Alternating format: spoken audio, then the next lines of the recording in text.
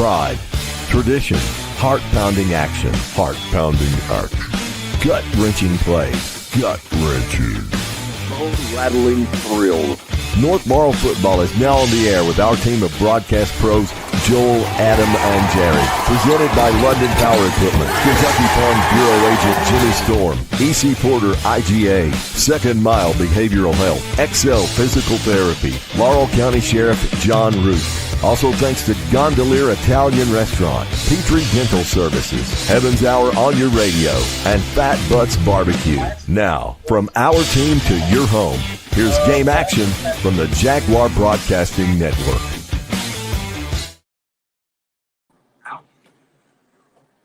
Welcome in to North Laurel High School as we are broadcasting live. Joel and Jared will be on the call. And again, we want to welcome you in as North Laurel is getting set tonight for a big playoff matchup between Madison Southern. And it will be, of course, their start of the playoffs and hopefully many more games after that. And, hey, you're kind of playing with house money once you get to about 3 games.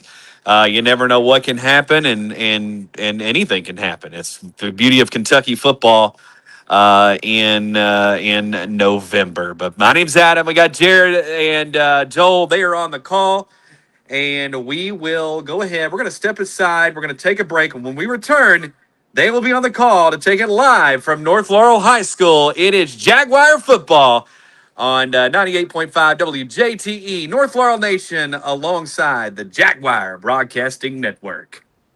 Life is full of surprises. Some good, some unexpected. That's why you need protection for your home, your car, and your family's future. I'm Agent Jimmy Storm, your local Kentucky Farm Bureau agent, and I'll help you find personalized coverage that fits your needs and your budget. Call me today at 606-528-2030 for a free quote and a peace of mind. At Second Mile Behavioral Health, we're here for you in every way possible. We're trained professionals in the mental health field, and we care. We believe in targeted case management and community support. We assess cases like mental health, substance abuse, parenting, anger management, and domestic violence. We take your needs seriously.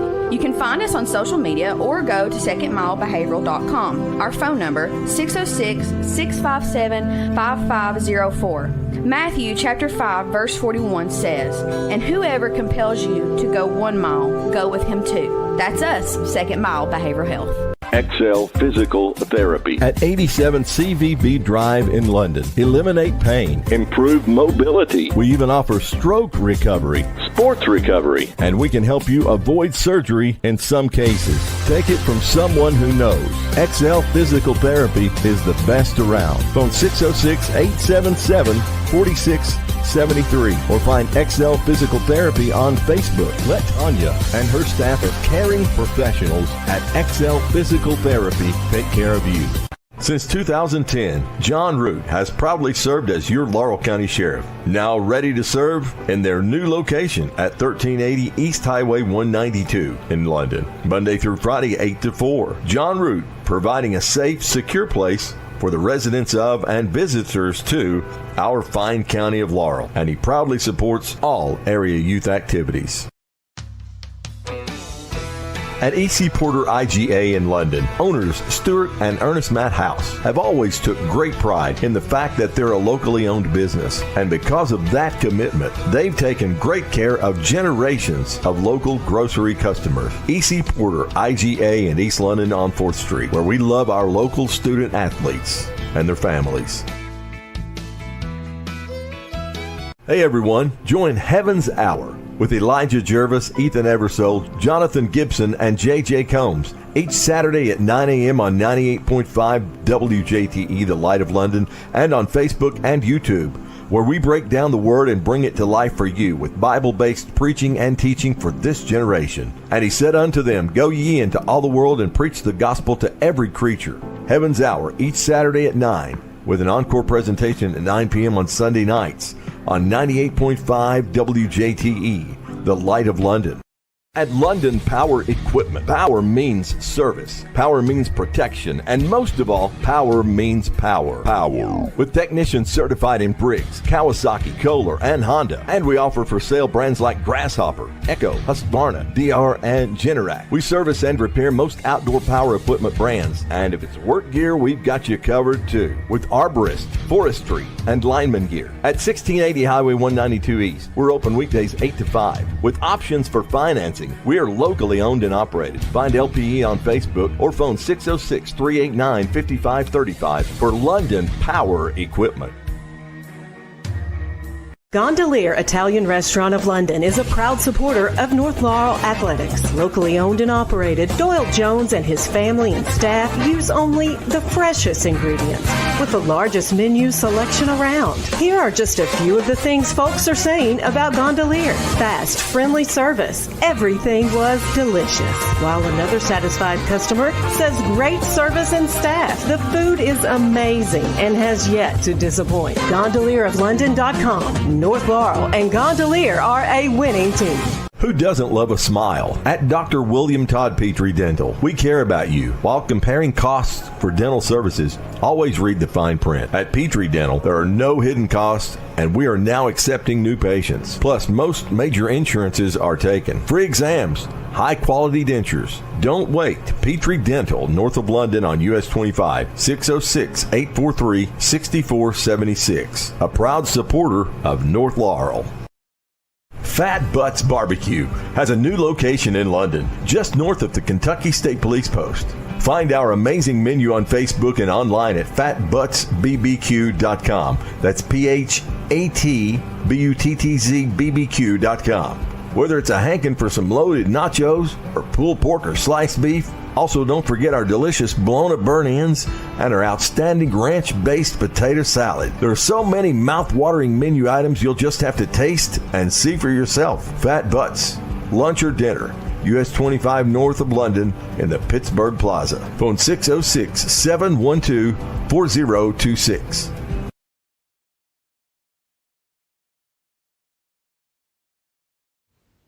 Life is full of surprises. Some good.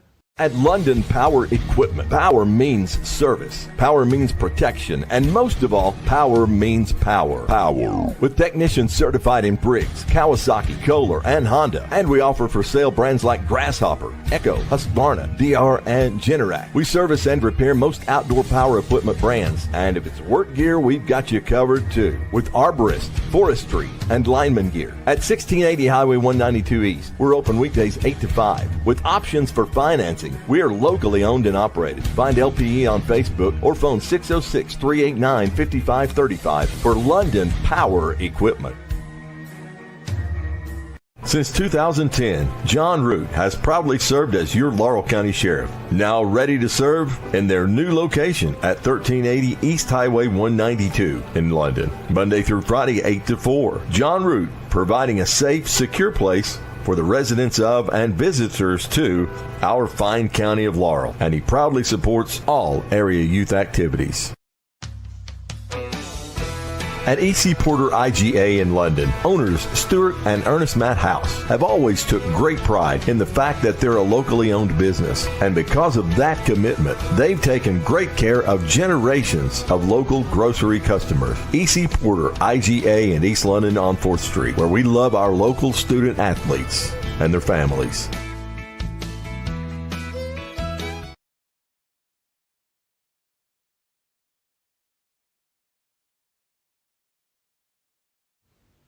Life is full of surprises. Some good, some unexpected. That's why you need protection for your home, your car, and your family's future.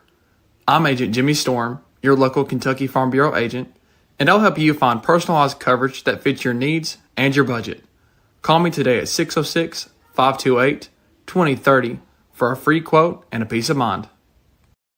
At Second Mile Behavioral Health, we're here for you in every way possible. We're trained professionals in the mental health field and we care. We believe in targeted case management and community support. We assess cases like mental health, substance abuse, parenting, anger management, and domestic violence.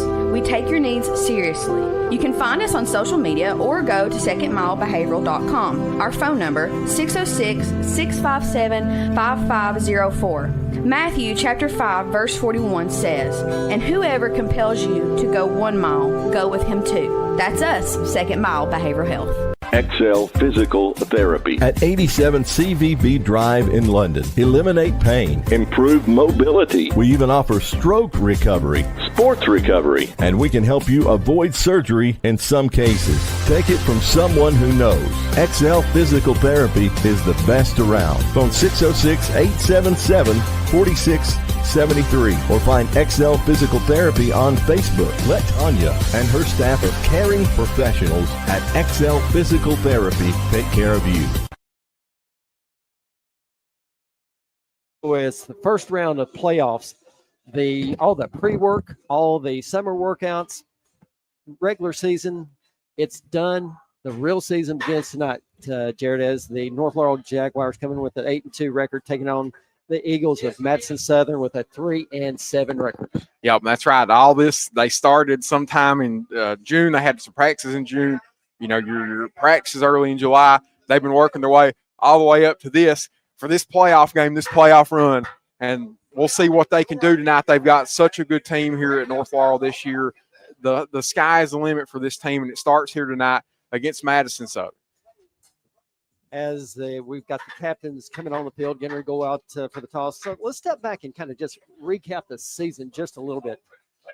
This North Laurel team is perfect on the road this season. They started out heading over to Perry Central with a 21-0 win there. They come back home for game number 2 and taking on Corbin. They lost that one 28-14. That's a game I would love to be playing a week or two ago. I think different outcome now than what happened back the second game of the season. This is a much better football team than what we showed against Corbin. Yeah, that's right. And they were, they stayed in the game with Corbin. And Corbin is always one of your better teams in this area, better teams in Kentucky. And North was able to stay with them. Even on that, they didn't play all that great. And this team, like you said, is so much different than it was in any team that you have in any kind of sport. Your team is going to be so much different the last week of September than it is here this first week of November. You've had, 6-7 weeks of working together and playing together, and you're just a different team. So this North Laurel team absolutely could give Corbin a lot better run for their money, and really any team. It sets them up for a good run right here. And then the following week, we go on the road for 3 straight weeks. We start out with powerhouse Madison Central, go into Madison Central, hand them a 9-7 loss. Listen, these kids showed up. They showed up big in that game. Yeah, they did, and it come down to a last-second field goal that Madison Central missed, and North had those 2 big drives at the end of the game, a 10-minute and 11-minute drive, and pretty much choked Madison Central out of that game. And it was a really good Madison Central team, a Madison Central team that won a whole lot more games after that. So that was a big showing by North. And then they go on a long road trip over to Lawrence County and hand a very, very good Lawrence County team 21-0 loss. Yeah, and the Lawrence County team that thought that they were going to beat us when we went up there, and we were able to, pretty much stop them and take a long road trip, 2.5-hour trip away. And these kids still showed up. These men showed up and played extremely hard and beat a very good Lawrence County team. And one thing that really sticks out in my mind on that game, we got to talking to the home radio guys there, and they said, hey, we've seen you all on Huddle and so forth. What can we expect out of you all? I said, one thing you can expect, we're big, we're fast, and we are going to hit you. And so about midway through the second quarter, we heard them comment to what I said to them in pregame. He said that we were talking to our new friends from North Laurel, and they said that we asked them, what can we expect? And he told them that we're big, we're fast, and we're really going to hit you. He said, we are nowhere in this ballgame to be competitive enough, big enough to play this North Laurel team. Yep, and that was exactly right. And we dominated them on the ground, run the ball a whole lot, showed that thunder and lightning combination that they talked about too with Cooper Robinson and Bryson Nance. They both had extremely, extremely good games against Lawrence County, and North outsizes everybody they play. There's not a lot of teams that are close in size to North Laurel. Then when they go on the road for the third straight week to Whitley County, go in and hand Whitley County a 42-0 loss. That was one game that they really just went in. They took care of business for 4 quarters. Yeah, and that's a game we worried they may come out and be flat because you underestimate Whitley County, and they didn't. They come off the bus ready to go, dominated Whitley County all night, held them to no points, and scored 42 and put a running clock on them in the third quarter. Just real quick, we'll get away from recap of the season. I'm looking at the sign that the cheerleaders are holding up. Hey, Eagles, tell your girlfriends you will be free next week. That's pretty good. That's, I've seen how Southern takes that. And then they come back at home. They take on Collins, another powerhouse. They come away with a 19-14 victory. Yeah, and Collins, they are a very good team in 5A, up in the top 10 in RPI. And, yeah, North Laurel, they had the big pass to Colton Gilbert at the end of the game. And, lost some of their weapons in that game too. So that was a big win for them. Jude McCorder showed his arm off there in the last seconds. And then we've talked about this time after time. We make that trip out West 80. We go across that river, and where everything just seems to be so tough playing when you go across that Rock Castle River. We go to Southwestern. We come out that first half we did not get off the bus. But whatever Coach Nelson said at halftime, he bottled it, he saved it, and we come away with a 24-14. We come back home to Pulaski County, 49-14. We take a loss there against South Laurel, and handled business, 21-3, and Wayne County last week, 41-7. Madison Southern coming in with a record of 3-7, averaging 17.5 points a ball game to North Laurel's 22. North Laurel giving up 12 points a game to Southern's 24. All right, we're about set for kickoff. They had a few more minutes on the clock, and they just went ahead and took it off the clock, and we're going to have kickoff. We're ready to go. We're ready to go. Everybody's cold. Zarate, Robinson, McCorder, back deep. Little pooch kick. It's going to hit. Oh, no, that ball's loose. Zarate, I tell you what, that's where you want to come up and field that thing. You never want to let that thing take that bounce like that. And it hit and actually kept back towards Madison Southern. And it hit and died. I mean, the ball didn't even, it like stuck in the ground. Yeah. And Zarate needed to, he got on it, thank goodness, but they were close. He had plenty of time to move up and take that one out of the air. Yeah, he did. Dangerous play right there. North Laurel, 1st and 10 from their own 29-yard line. I formation, McCorder under center, one receiver left and right. Robinson gets it going right up the gut, and he's going to stay on his feet, still battling. Gets to the 35-yard line, pick up a 6 on the play. Brings up 2nd and 4 for the Jaguars. And that time he had a run over left guard. I'm interested to see what their offensive line looks like tonight. They've been dealing with that injury, the Colton Prime at right guard. He's not played the last couple of weeks. We'll see if he's out there or not, but that time you had big number 70, Asher Edwards with a good push up front, give Cooper Robinson a hold to run. And which we do have R.J. Noble back in the lineup tonight. That's a good thing. Yeah, he had been out for quite a few games. McCorder back under center. Robinson with it, running left. Gets across the 35 and knocked out of bounds about the 38-yard line. Going to bring up 3rd and 1. All right, and so North Laurel, you've got Reese Sutton out there playing right guard tonight for the Jags instead of Colton Prime. I really want to see North Laurel put a really good drive here together, pick up his first down, march it down the field. I think it's so important to get on that board first. Yeah, absolutely, and just control the early parts of this game and get comfortable while you're on offense. Quarter with it, right up the gut, gets across the 40. That's going to be a first down for North Laurel. Great play calling there to call the keeper on a 3rd and 1. That's very smart. You got a short yardage situation there, and just use the front of North Laurel, Asher Edwards, and Braden Fultz and Reese Sutton up the middle. Use their size to your strength. Our officiating crew tonight is they're from Bowling Green. Our referee, Tyler Jesse, umpire Wes Jolly, head linesman Jason Morgan, line judge Tanner Jesse, back judge Dustin Bargo. McCorder back under center, right back to Robinson, kicking it to the outside, turns it upfield, gets across the 40 to about the 42.5-yard line. Short game for Robinson. That was a really slow moving run right there. There wasn't a whole lot happening. It lacked energy. I did not love that. Pick up a 2 on the play, brings up 2nd and 8 for the Jaguars. Ball spotted on the 43-yard line of North Laurel.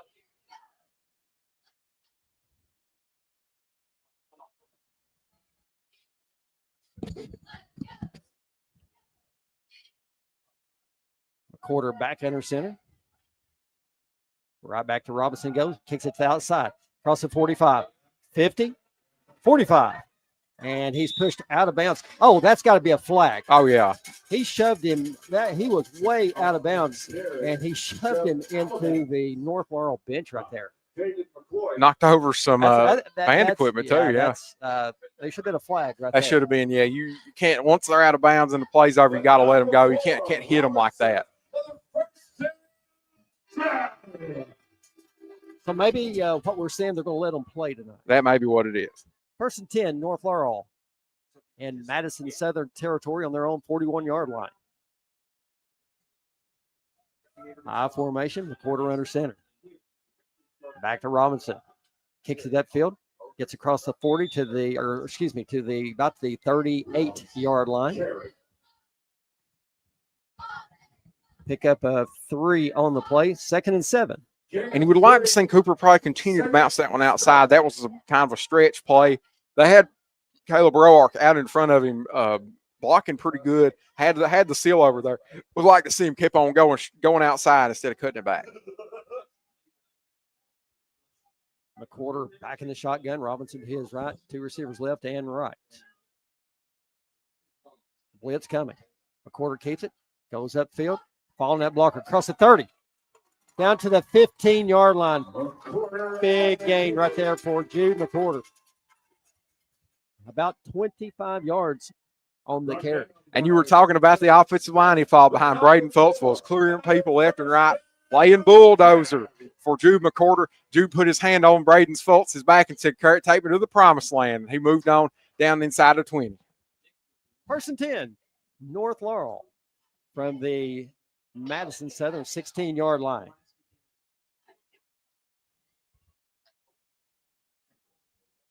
Quarterback in the gun, 2 receivers left and right. And Madison Southern got back in that backfield. Just as soon as McCorder handed the ball off to Robinson. Yeah, and you had a pull run there where they're pulling right guard and right tackle, and they could not quite seal the backside. Your tight end misses the block there, doesn't seal the backside off, allows the backdoor pursuit to take Cooper Robinson down. 2nd and 13 for North Laurel. Ball back to the 19-yard line. 2 receivers left and right. Robinson to the right of McCorder. McCorder looking to pass. Got a receiver wide open. That ball was well underthrown right there. Intended receiver, Braxton Fultz. Yeah, and offline too. He missed that one inside by about 4 or 5 yards. Look, there's no wind blowing, but God, it looked like the wind got it. But that just died. It just died. It didn't go quite as far as he wanted it to, and it didn't go as far up the field either. It didn't go as far left as he needed to. But he had Braxton Fultz there wide open. 3rd and 13. North Laurel staying with that same look. 2 receivers left and right. They'll have that open again over there. They will. Look at the plenty of room. And false start on Fultz. So back it up 5.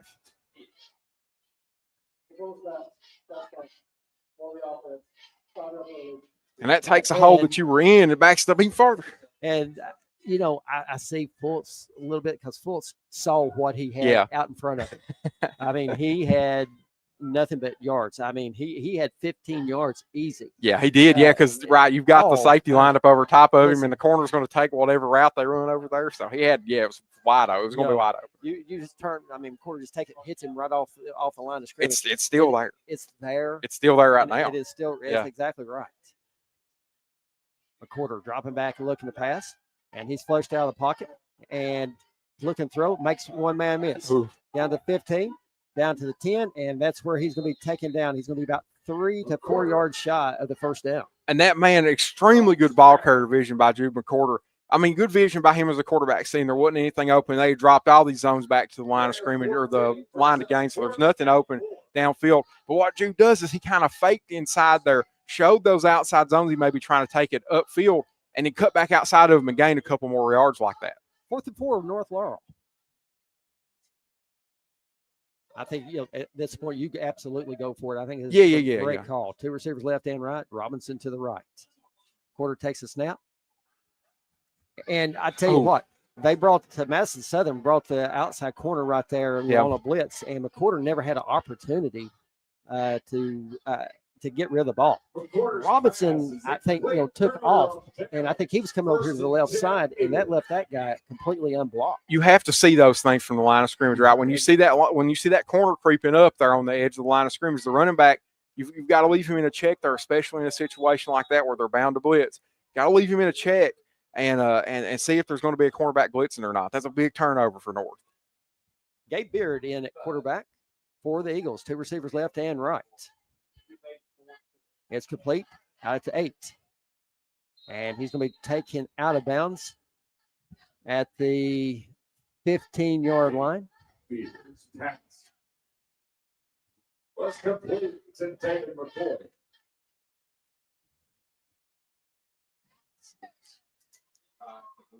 And there, you had a whole lot of space on the outside, and Bryson Nance, he's in a compromised spot at linebacker. He has to use his speed to try to get all the way to the outside, and it's a hard spot for him to get to. 3 receivers to the right, 1 to the left. Beard dropping back, looking to pass. He's got a receiver open, and McCorder had a better step on it than the intended receiver down at about the 47-yard line. Looking at some stats for Madison Southern, through the air, they average about 67 yards a game. On the ground, 164. Not a real strong passing game. They're the quarterback's averaging about 55% completion percentage. 4 interceptions, 8 touchdowns. It looks like they've used 5 different people in this quarterback. Oh, so they really don't know who the quarterback is. No, so that tells me. They really don't. Sure don't. The shield. Oh, no. And we're going to give them a first down right there. And that's something we've seen. Oh, no. That North Line D is just a little bit aggressive. They tend to jump a lot. You've got to watch the ball. Don't listen. Right. And North's game plan, I think, is to try to anticipate those snap counts and jump them. And if Reese feels like he's got a good read on it, he takes it. But sometimes you gamble on that, and you end up jumping off sides like that when the quarterback says what you think the key word is for the ball to be snapped, and he says it and it doesn't, then you end up laying across the line of scrimmage and giving the other team 5 yards and a first down right there. 1st and 10 for the Eagles. The Shields standing back behind Beard. 2 receivers right and 1 to the left. And we got flags again. I don't think that was North Laurel. Yeah. And I tell you, Nance probably really Nance came in showing blitz and really caused, I think, that offensive line to just flinch just a little bit. Yeah, and that's why, and I think Madison Southern, they already know that North is going to blitz because they started showing that tendency last week against Wayne County. They've got this tight end in there between right guard and right tackle trying to play some protection. And you're exactly right, Joe. They saw Bryson Nance creeping up, showing that he was going to blitz, and they were antsy. And I would be too. You've got Bryson Nance, who's a lot faster than you in front of you. It'd make me antsy too. 1st and 15. Beard back in the gun, looking to throw. He's got a receiver wide open. It's complete out to 25. And he's going to be taken down right at the 29-yard line. Going to be about a yard shy of the first down. And that's something that we've seen in a lot of early games. That middle, our protection just a little bit soft. They hit a lot of passes on that. Yeah, your defense in the middle, and it comes down to those linebackers. They have to play the run and also play the pass, and they are not, they have to be big enough to play the run. Sometimes they're not quite fast enough to get back on top of that stuff, especially in a 1st and 15 where you feel like they may run it.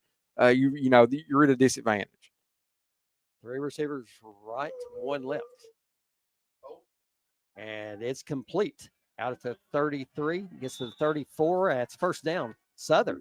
Pass complete to David McCoy for first. And I'll tell you, Down. Beard did a really good job, but control that. It's a good snap, but he really didn't look it in. He really fumbled it around before he got a hold of it and still able to make a really good pass. Yeah, made a really good easy first down. On about a 3-step slant there right in front of Brody Pruitt. Brody Pruitt made a good tackle, kept you from getting any more yards. And in these situations where it's a 2nd and 1, you're kind of playing off the line of scrimmage anyway. You don't want to give up anything real big. You want to move on to the next set of downs and try to stop them in.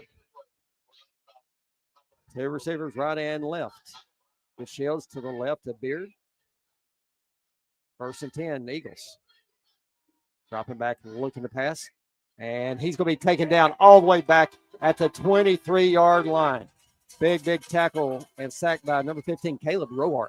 Yeah, and we see Caleb Roark moonlight as a defensive end, and that time he come from a defensive tackle spot, so that's really neat that they're running him inside there because he's a little bit undersized. He's really smaller than Gage Baker and Kingston Reeves both, but they run him in there because he's got a speed advantage on them guards, and that time it worked, and he wrapped the quarterback up to the quarterback. Brewer was panicked the whole time.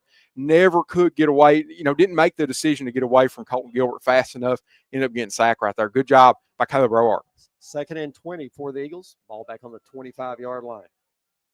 3 receivers left, 1 right.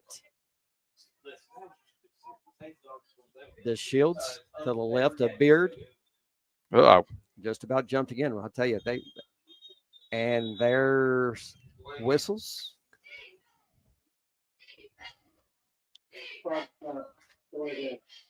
Oh. Delay a game. Well. And that's probably informs the decision to jump because I think Caleb Roark and Reese Sutton saw the play clock down about 2 seconds and said, well, they got to snap it right now, don't they? 2nd and 25. And watching Caleb or Caleb Roark and Reese Sutton work together, you got to be thinking these guys have been working on this week because they're both jumping about the same time. So they both, I think, been studying the same information and working together. 2 receivers left and right. Beard calls for it, dropping back, looking to pass. He's scrambling right and looking deep. And it's thrown out of bounds. That was, Beard was running for his life back there and, just a really poor thrown pass. I think he wanted to get rid of it to keep from getting hit. Yeah, I think you're exactly right, Joe. He had Reese Sutton bearing down under from the inside, and so he said, well, I got to bail out of the pocket. And as he bails out of the pocket, you've got Kingston Reeves on the other side who just got free, running right into him. So he just had to get rid of that ball. That's what pressure can do for a defense right there. You can get a quarterback off balance and make him make bad decisions like that. 3rd and 25 for the Eagles. 2 receivers left and right. Beard calls for it. And it's complete across the middle. Whoa. Out to the 40 and to the 41-yard line. I tell you what. Oh, my gosh. Big chunk back. And as those linebackers, you've got to be dropping deep on that. So, 3rd and 25, you need to be dropping as deep as the sticks and going in a hurry. Can't be letting that stuff get behind you like that. They're not going to run it in a 3rd and 25. 4th and 3. I believe Southern is going to go for it here. Gutsy play.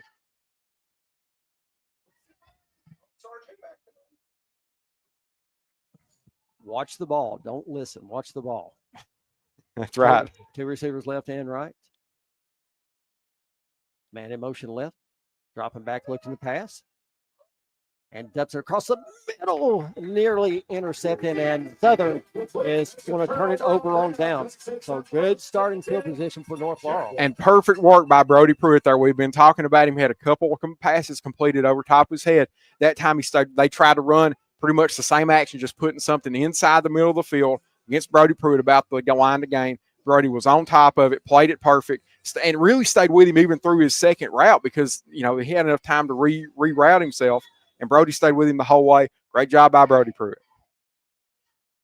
1st and 10 for North Laurel from the Madison Southern 42-yard line. McQuarter back in the gun. 2 receivers left and right. Robinson behind McQuarter. Robinson gets it running left. Cuts it upfield. Gets across the 40. Down to about the 38-yard. No! The ball came loose. Oh. And somehow Robinson on the carry. Braden Fultz comes up with it and Whoa. advances it all the way down to the 9-yard line. I didn't see the ball even pop out. I didn't either. I assumed the play was over, and then I look up and they're going past. I can't believe that. I thought you couldn't advance that sometimes, but I don't know exactly what the rule is on that. Obviously, they know it better than us, and it was a big game for Braxton Fultz. Wow, Braden Fultz. First and goal, North Laurel. I literally never saw the ball get stripped. I didn't either. McCorder calls for it. Robbins gets it, runs it right up the middle. Still digging, gets down to the 5. Line still pushing. And they're going to give him about the 4-yard line. Pick up about 5 on the play. So in the stat book, who ends up with those yards? Is that? You'd have to give it to. I know. I'm about to find out. I'll tell everybody next week when they put the stats on KHSAA. Second and goal for the Jaguars. 22 seconds left here in the first quarter. Fast first quarter. Yeah. Not a ton of passes. Play clock down to 9. McCorder under center. Back to Robinson. Cut straight up the middle. Perfect. Touchdown. Seeker Robinson.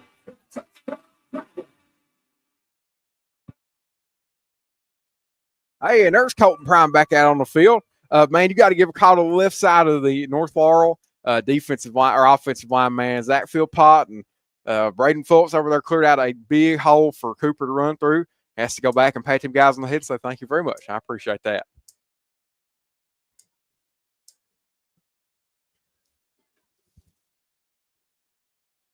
Sawyer Miller home for the extra point. Miller to kick.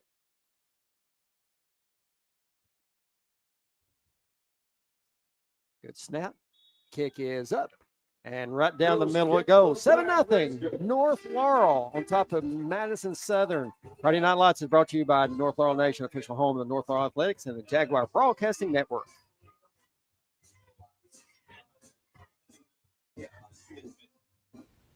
Life is full of surprises. Some good, some unexpected. That's why you need protection for your home, your car, and your family's future. I'm Agent Jimmy Storm, your local Kentucky Farm Bureau agent, and I'll help you find personalized coverage that fits your needs and your budget. Call me today at 606-528-2030 for a free quote and a peace of mind. 7-0. North Laurel takes advantage on of the turnover on downs from Madison Southern with 3.4 seconds left here in the first quarter. I'll tell you, they put that drive, even though, it was what happened, Robinson fumble, and we pick it up, we take it down 9. It was still a better drive. They looked better. Or I don't know. They just seemed to have it better there. Yeah, they did. And all their plays were working, and they didn't get themselves in a hole. Here's the kick. Nice kick. Going to hit out to 10. And right there, out to the 15. And he's going to be taken down right at the 16-yard line. Not much there. Man. Coverage by North Laurel. Yeah, that was big number 22, Brody Pruitt, with the neck brace, the neck pad, playing awesome. Man, what a great kick. You're pinning Madison Southern really, really deep right here inside. I mean, just right outside their 15. You could not ask for a better special teams coverage than that. Into 7-0 North Laurel. Partner, while we've got a minute, let's go ahead and look at the possibility of the playoffs that North Laurel could possibly be looking at. Right, and I've been spending some time studying how the playoffs work in Kentucky high school football. Hadn't known how it worked, but I do now. Basically, what North has got in front of them next week, if they were to win tonight, the outcome's still in question, but we do expect them to win tonight. If they do, they play the winner of West Jessamine and Southwestern. In that game, West Jessamine is the 1 seed in Region 8, Region 7, and then Southwestern is your Region 4, Region 8, 4 seed. So they're the lower seed. If Southwestern were to win, then North Laurel wins, then they would host Southwestern here. If West Jessamine wins, then they would have to go to West Jessamine in the second round.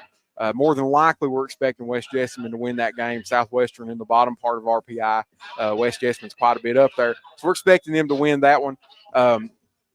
But we'll talk about the third round here in a little bit. But that's the second round. 1st and 10, Madison Southern. Two receivers left and right. Hands off, going right up the middle. And I'll tell you right there, Reese got back there in that backfield really, really quick. Handed him roughly a 4-yard loss to the Shields. So I tell you, Reese is really close to taking that ball from the quarterback. That's how quick he got back there in that backfield. That impresses me so much. His get-off speed is unreal. I mean, that is a big part. I mean, he's big and strong and everything, but you've got to have that elite quickness at the defensive line position, especially that interior line. And Reese has got it, man. He's a difference maker for this team. 2nd and 14 for the Eagles. 4 seconds on the play clock. They're not going to get this play off. They'll have to burn a timeout. Yep. They sure did. The quarterback had no idea what the play clock was down to, and he was just having a conversation with one of his wide receivers, David McCoy. That's the second time we've seen them have some trouble like that. So now your third round of the playoffs. We talked about the second round. Now the third round, you run. It's reseeded from District 5 to District 8 based on RPI. And in Region 5 through 8, North Laurel sits right now. They're third behind Woodford and Pulaski County. And there's only 4 teams that make it from Regions 5 through 8. So if Woodford or Pulaski are to lose, North will host a third-round playoff game. If Pulaski and Woodford win and North wins, they beat the winner of West Jessamine and Southwestern, then you're either going on the road to Pulaski or Woodford based on who wins that game. And then beyond there, you're playing the winner of that region up there, and that's too hard to predict. But we can at least get you to the third round and kind of have an idea what it's going to look like up to that point. So they got a chance to host at least one more playoff game, more than one, if they keep winning. 2nd and 14 for the Eagles. Beard back in the shotgun. The Shields to his right. Ball's loose. And I believe North Laurel may have it. I think they do. They sure do. North Laurel football on the Madison Southern 14-yard line. On that handoff right there, the Shields never did really get a good, clean handoff from Beard. He was bobbling from the point that it was handed to him. He never had control of the football. And Brody Pruitt saw that right away and jumped on top of that ball and grabbed possession for North Laurel. Man, what a huge mistake for Madison Southern to give North Laurel, a team that you're down a little bit of power to, the ball inside their own 20.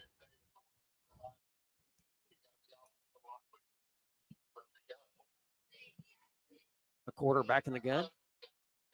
Keeps it. Heading out to the left. Back upfield. Across the 10. 5. Touchdown, North Laurel, Jude McCorder from 19 yards out. Yep, and man, Jude McCorder made Madison Southern pay for the over pursuit on the outside. They took him too far out to the outside. Jude cut back in, an easy touchdown. He made it look easy. Jude McCorder did, man. The speed. Jude McCorder is such a great player, such a weapon for North Laurel, having that speed and his ability to throw. There we saw his speed on display. He put 7 points on the board for the Jags. 13-0. Miller on for the extra point. And it's right up the middle. And there's a signal. It's good. 14-0 North Laurel. Friday Night Lights is brought to you by the North Laurel Nation, official home of North Laurel Athletics and Jaguar Broadcasting Network alongside WJTE 98.5.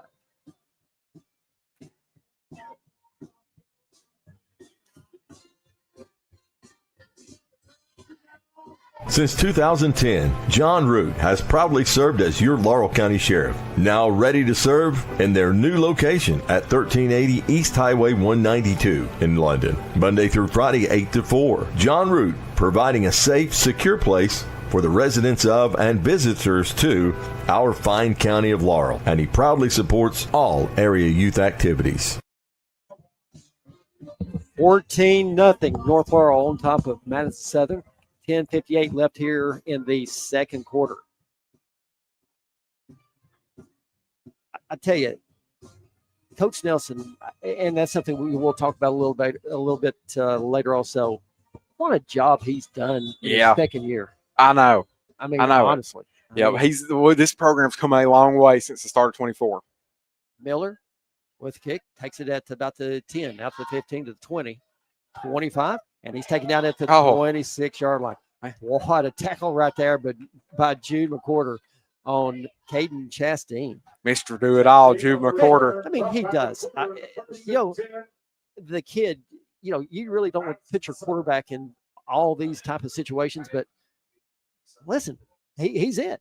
I mean, he's all that in a bag of chips. He sure is, Joe. We say that a lot. It really does apply to Jude McCorder. When you've got a player that's his speed and has as good instincts as Jude McCorder does, you want to have him everywhere. 1st and 10, Madison Southern. From their own 28-yard line, 3 receivers to the right, 1 to the left. It's complete out to 27, and he is going nowhere. Pickup of about 1 on the play. And we've seen North struggle to stop screens a lot this season. That time they snuffed it out perfect, had it shut down on the outside. Colton Gilbert in on the tackle for the Jaguars. Daniel 1. Second and 9. 2nd and 9 for the Eagles. 2 receivers left and right. DeShields behind Beard. Low snap, ball's on the ground, and somehow gets it off. Oh, my goodness. I'll tell you what, there was about 4 different players got their hands on that football before it ever hit the ground. It hit the intended receiver in the hands. It went up in the air. Brody Pruitt was right there. Jude McCord come diving in, along with another Madison Southern player, number 10, Braden Hall. And North Laurel still just about came up with a pick. Yeah, Brody Pruitt come a hair picking that ball off. It about dropped right in his lap. And, man, what a big drop for Madison Southern. Had the first down if he would have caught it and just could not hang on to that pass. And that was a great job by Beard right there. He almost had that ball drop on the ground. I almost give that ball up. It was a bad snap. The ball actually did hit the ground, but he was able to get it and still get the ball off. It was a good pass. Yeah. Receiver couldn't handle it. Nope. 39 for the Eagles. 2 left and 2 right. The Shields to the right of Beard. Beard dropping back, looking to pass, looking deep. And there is nobody there. He overthrows his intended receiver by about 10 yards. There's one thing you can say about Beard, man. He's got a gigantic arm. He just don't know where to place it sometimes. That's the second time we've seen him have about a 10-yard plus overthrow of any receiver. And good coverage deep by North Laurel. Really nowhere for him to go anyway. If he had put it on target, it was going to be a hard catch to make. Robinson McCorder back deep. Madison Southern showing punt formation. Really hard to see these numbers of Madison Southern. They're really small, and they're really kind of a light orange. Not good contrast, y'all. That's what they need. They need some better contrast.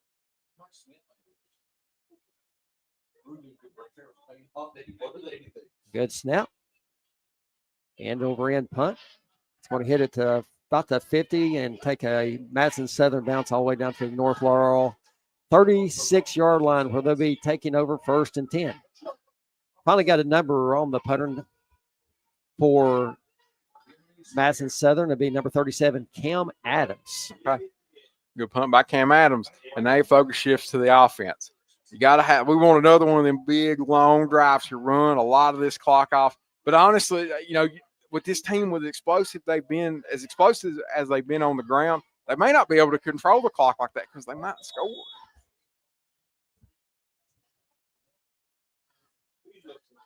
Quarter and Bryson Nance back in the backfield. 3 receivers right, 1 left. Nance gets it right up the middle, makes the first man miss, and he's taken down from behind. Picks up about 2 on the play. We're going to give him 3. 2nd and 7 for the Jaguars. He just had somebody meet Bryson Nance right there in the hole and had a hold of him, and he couldn't get away from him, and he had another Madison Southern defender come in and finish that tackle off. But good to see Bryson Nance taking some carries.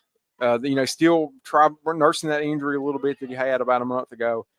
So they're easing him back in the offense. They'll need him as this game goes on and deeper in the playoffs if they win. 3 receivers to the right, 1 to the left. The quarter takes the snap, running right. Cuts it upfield across the 40 to the 45. It'll be about a yard shy of the first down marker. Got to get across the 46 for the first down. Brings up 3rd and 1. when Drew McCorder is able to find any kind of daylight like that, he is one of the more confident runners you'll ever see. And that adds to his speed because he trusts everything. He trusts everything he sees in front of him. And when that offensive line and those receivers are clearing him holes, he's dangerous. Nance to the left of McCorder. Two receivers left and right. Madison Southern's going to be keying on Nance right there. That's exactly right. And he's got enough for the first down by about 1 yard. 1st and 10, North Laurel. Yeah, and Bryson never quit moving them legs because he looked like he was stopped behind the line of game more than likely. I think you had big number 70 come in there and push him just a little bit. Asher Edwards pushed him on past the line of game. He got the first down. But you were exactly right. They read that run the whole way. They knew exactly what they were going to do. 8 minutes left here in the first half. North with a 14-0 lead over the Eagles. 3 receivers right, 1 left. Nance to the right of McCorder. McCorder dropping back and looking to pass. Flushed out of the pocket. And he is going to be taken down for about a yard loss right there. He actually had Braxton Fultz open right about the 42-yard line. Nobody within 15 yards of it. He just didn't say. I think he had pulled it down and decided to run before he. Yeah, he was looking for a hole. If he had waited just a second, he had Braxton Fultz open forever across the middle.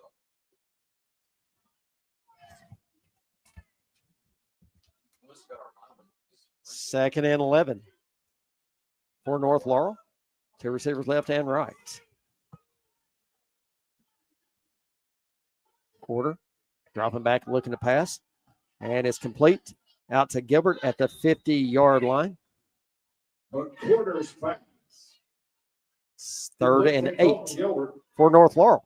And good little route there by Colton Gilbert just to get a little outside leverage against the corner man leaped up to grab it. But you want to see that route probably a little bit deeper, something just a little bit deeper, getting you in a 3rd and 5 or something like that. Not the 3rd and 8. This is still going to be pretty hard. But, North Laurel probably looks at this as 4-down territory. And that play, you're kind of cutting it into thirds and getting a 3rd at a time. So now, they're looking at probably getting into a 4th and 2 here with this next play. 2 receivers left and right. Nance to the left of McCorder. McCorder dropping back and looking to pass. And it's complete. Out across 45, 40, 30, 20, 10, 5. Touchdown, Braxton Fultz. 50-yard touchdown reception for Braxton Fultz. Yep, on about a 5-yard out route to the outside, and where Madison Southern is running this cover 2 on the right side, they've only got 2 people on the right side, and if you have both of them miss the tackle, that was the problem. The Colton Gilbert was able to get past the flat zone, and in your deep zone couldn't stay with him, and that's what led that open.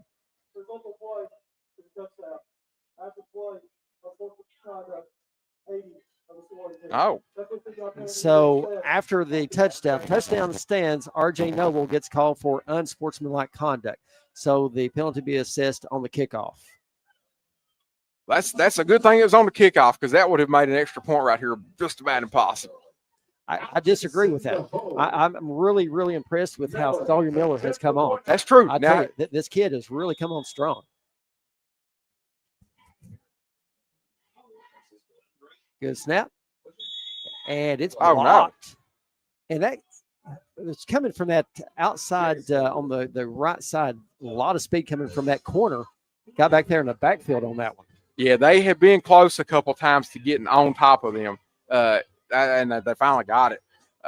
You hate that because Sawyer Miller had been perfect from he's not had, I don't know that he's probably had a miss, but he's been a revelation for this team. He's made it where we can take extra points for granted now.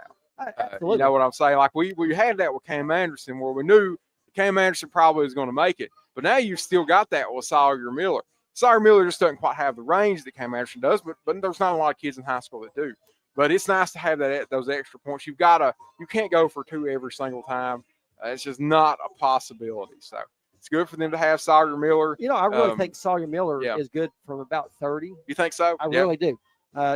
Just gauging from the extra point, the distance, how far it goes behind, how far it goes. I think he was really pretty strong. He's actually coming into tonight, he was 10 of 11 on extra points, 0-1 on field goals. So 10 of 12 on the season, taking over from Cam Anderson about mid-season. Man, you can't ask for a better job than that. He's done great right there. And here again, really wasn't his fault. Kind of blame it on poor blocking. Yeah. And credit to the Southern, a lot of speed coming off that corner. Yep. Miller moving on it. Line drive kick. Going to hit it about the 30. Ball's loose. And still loose. Oh, man. And I tell you what, somehow, number 11, Chastain, breaks about 5 tackles and gets all the way to the 50-yard line.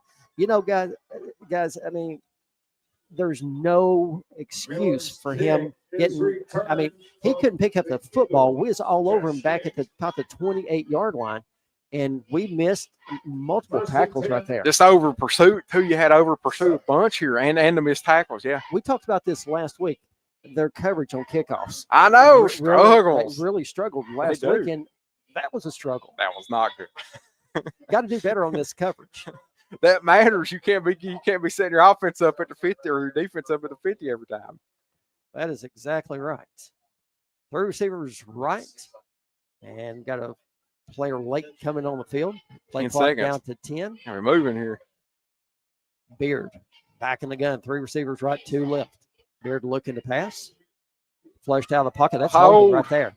And that's thrown out of bounds. Boy, I tell you what, I think these officials, you got to feel for these officials. They're doing a good job. They're letting them play. They're letting the players decide the game for the most part. Plus, also, they're from Bowling Green. And so they're tired. They're tired. And, you know, one of the officials is from, I think he said Springfield, Tennessee. Oh, Portland, Tennessee. Portland, Tennessee. Yeah. So, listen, you know, they've got a long drive home. They want to get this game over with. Well, obviously their eyes ain't working because that was a big-time hold on Caleb Rohart. 2nd and 10 for Madison Southern. 3 receivers to the right, 2 left. Beard dropping back. It's complete at the 47. Out to the 45. Across the 40. Down to the 38-yard line. First down, Southern. And I'd bragged on their screen defense a possession ago, and now we see it struggle. So this is something that's a chink in the armor for the North Laurel defense.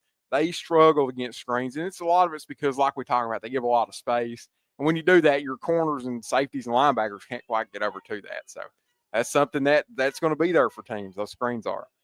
David McCoy on the reception for the Eagles in North Laurel territory. Ball spotted on the North Laurel 38-yard line. 1st and 10. 2 receivers to the right, 3 to the left. Beard back in the shotgun. Beard with it, dropping back, looking past. And, tell you what, Colton Gilbert just about had an opportunity for a pick right there, as Beard really threw the pass behind the intended receiver on that one. Yeah, he did. Yeah, and you had Cooper Robinson jumping up and impacting it too. There was really not a window for him to put that ball in at all. That was excellent coverage by North Laurel, and you're right, it ended up being behind the receiver, and Braxton Fultz had a chance at it. 2nd and 10.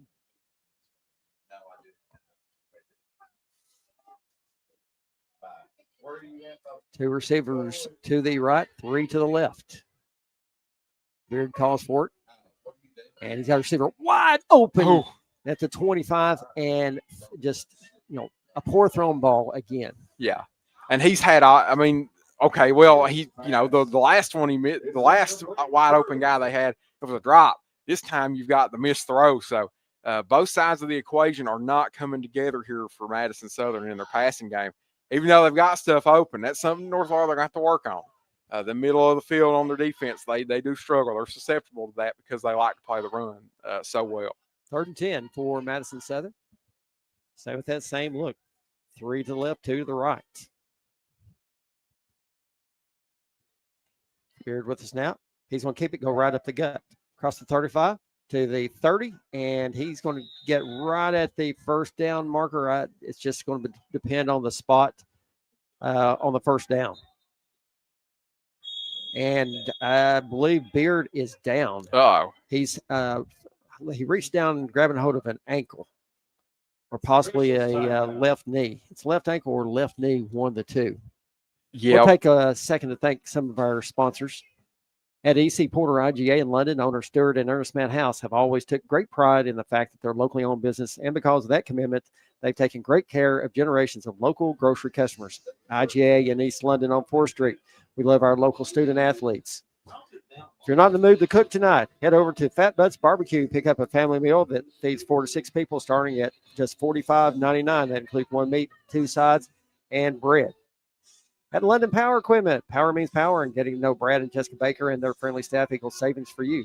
Now supplying Ferris products along with other awesome lines. We're your power source. LPE proudly supports our local athletes. John Root has proudly served as your Laurel County Sheriff for the past 15 years, and he gladly supports all of our area student athletes. Check out their new location at 1380 East Highway 192. Tanya and her staff at Excel Physical Therapy stand ready to meet all your physical therapy needs, and they love to support the green and blue of North Laurel. See Tanya today across from North Main CVS. They've got Beard up and having to help him off the field. He cannot. They're actually going to have to go ahead and carry him off. He cannot put any weight on that left leg, whether it's knee, ankle, we don't know. But, yeah, you hate to see that for the kid. Yeah, you do. And, I mean, you just hate it. And now, you wonder what does Madison Southern do at quarterback. Now it sounds like they have a lot of options back there. So he was your primary quarterback. Yeah. He was 39 of 75 coming into the game. 1 interception, 3 touchdowns. 47 carries for 124 yards. So they got. Can you get a number on him? I'm trying very hard. I can't see him. He's out there. Is it number 10? Yeah, I think number 10. Let's go with that. Braden Hall. No. I tell you what. That was a good play. That was a great play. They just had the tight end just come over and just get under center and a quick snap. And we got flags flying. Uh-oh. That's from the lead official. Let's see what the call is. This is way after the play. Yeah, it was.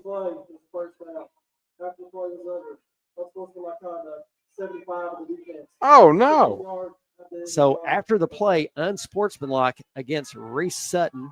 So that's going to give them 15 more. Oh, my gosh. Man, that's not good. And Reese Sutton's one of your senior leaders on this team. We've seen him have a couple personal fouls here this season. That's going to hurt him. That cuts it. That puts them even closer to the end zone. And we've seen Reese come off the field here, and they're talking to him, for a second. Here again, discipline. You got to have some discipline. Yeah, you do. Especially here in the playoffs, man. This is do or die. 1st and 10, Southern from the North Laurel 12-yard line. Hall back in the gun. He's going to keep it, going right up the gut. 10, 5, lowers his head. Touchdown, Madison Southern. But we got flags on the field. Wait and see. I think that's a hold over there on the left side, more than likely. There's a flag.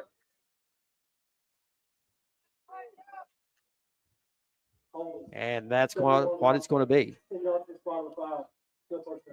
He had a little bit too much space over there. I think that's fair.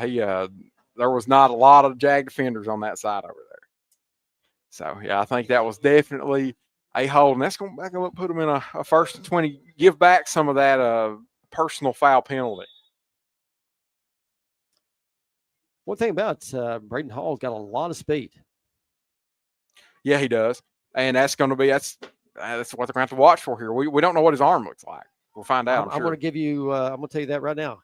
He's 2 of 4 for 11 yards, no interceptions, no touchdowns. Well, I'm going to say he ain't got much of an arm at all, Joe. So he's going to be running it. Yeah, he's got a lot of speed, so that's probably where they use it. Yeah, that's right. Hall. Uh-oh. We've seen this 4 or 5 times tonight. Low snap coming back to the quarterback, and quarterback's just having a really, really tough time handling those snaps. So, Joe, you've eliminated one variable, the other quarterback. So the only thing left is the center. So it has to be on the center delivering some balls that are a little errant. It really is. I've been watching the snaps, and they're coming in low, they're coming in high, and they're coming in with a lot of heat. I mean, they really are. So with a low snap with a lot of heat, it's hard to handle. Yeah. I mean, that's exactly right. And you've got a new quarterback in there too. Hall probably has not taken a ton of snaps from this guy in the last 2 or 3 months. So 2nd and 24 for the Eagles. 3:20 left here in the first half. And we got a timeout for Madison Southern. Yeah. Second Mile Behavioral Health welcomes you to this broadcast of North Laurel football. The great staff here takes care in assessing your needs through positive, uplifting consultation, and they are proud to back the green and blue of North Laurel. Your newest local Kentucky Farm Bureau agent, Jimmy Storm, stands ready to assist you with any and all of your insurance needs. Jimmy is a North Laurel alum, and Farm Bureau is your place for insurance. Kentucky Farm Bureau agent Jimmy Storm, located in Southern Laurel County, proudly supports North Laurel athletics.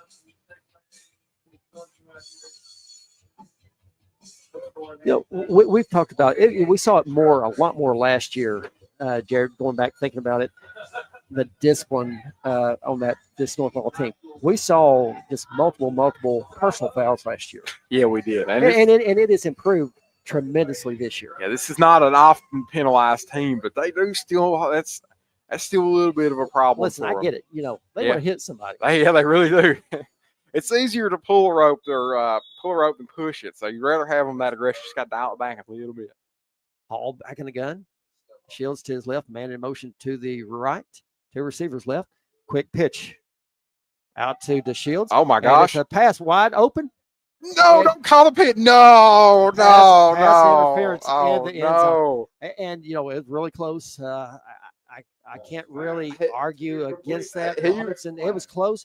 Robinson did not see the ball coming, and he could tell the receiver was getting ready to catch it, and he just leaped and made a little bit of contact on that, and that could have went either way. But you know, it was in my books. It was pass interference. Yeah, I think it's pass interference. Like they're a beat early. Well, and in high school here, that's the advantage of pass interference. You can use that to your advantage sometimes. Well, you wouldn't beat there, but it's only a second down. Those underthrows are hard to play against sometimes. Sometimes you give up a pass interference on that. 2nd and 11. Two receivers left, two right. The Shields to the right of Hall. He's going to keep it, and he's getting to the outside. Across the 15, and he's upended. We take it down about the 12-yard line. And that was, I'll tell you what, Colton Gilbert in on the tackle, but he had a little whisper right there for Hall. Did he really? Yeah, he had a little conversation with him after that. Oh, is that right? I think he said, "How do you like that?" And at the end of that play, you had Reese Sutton come in and Superman dive him too. He took a lick from Reese Sutton on the back end of that play. 3rd and 10 for the Eagles. That's exactly what he told him as he walked by. Hey, you like me now, huh? Two receivers left, two right. And we've got Is this Madison Southern's 4th timeout? Madison Southern or 3rd timeout. We're going to step aside, take a quick break. Friday Night Lights is brought to you by North Laurel Nation, official home of the North Laurel Athletics and the Jaguar Broadcasting Network alongside WJT 98.5. At London Power Equipment, power means service, power means protection, and most of all, power means power. Power. With technicians certified in Briggs, Kawasaki, Kohler, and Honda. And we offer for sale brands like Grasshopper, Simplicity, Echo, Husqvarna, DR, and Generac. We service and repair most outdoor power equipment brands. And if it's work gear, we've got you covered too. With arborist, forestry, and lineman gear. At 1680 Highway 192 East, we're open weekdays 8 to 5 with options for financing. We are locally owned and operated. Find LPE on Facebook or phone 606-389-5535 for London Power Equipment.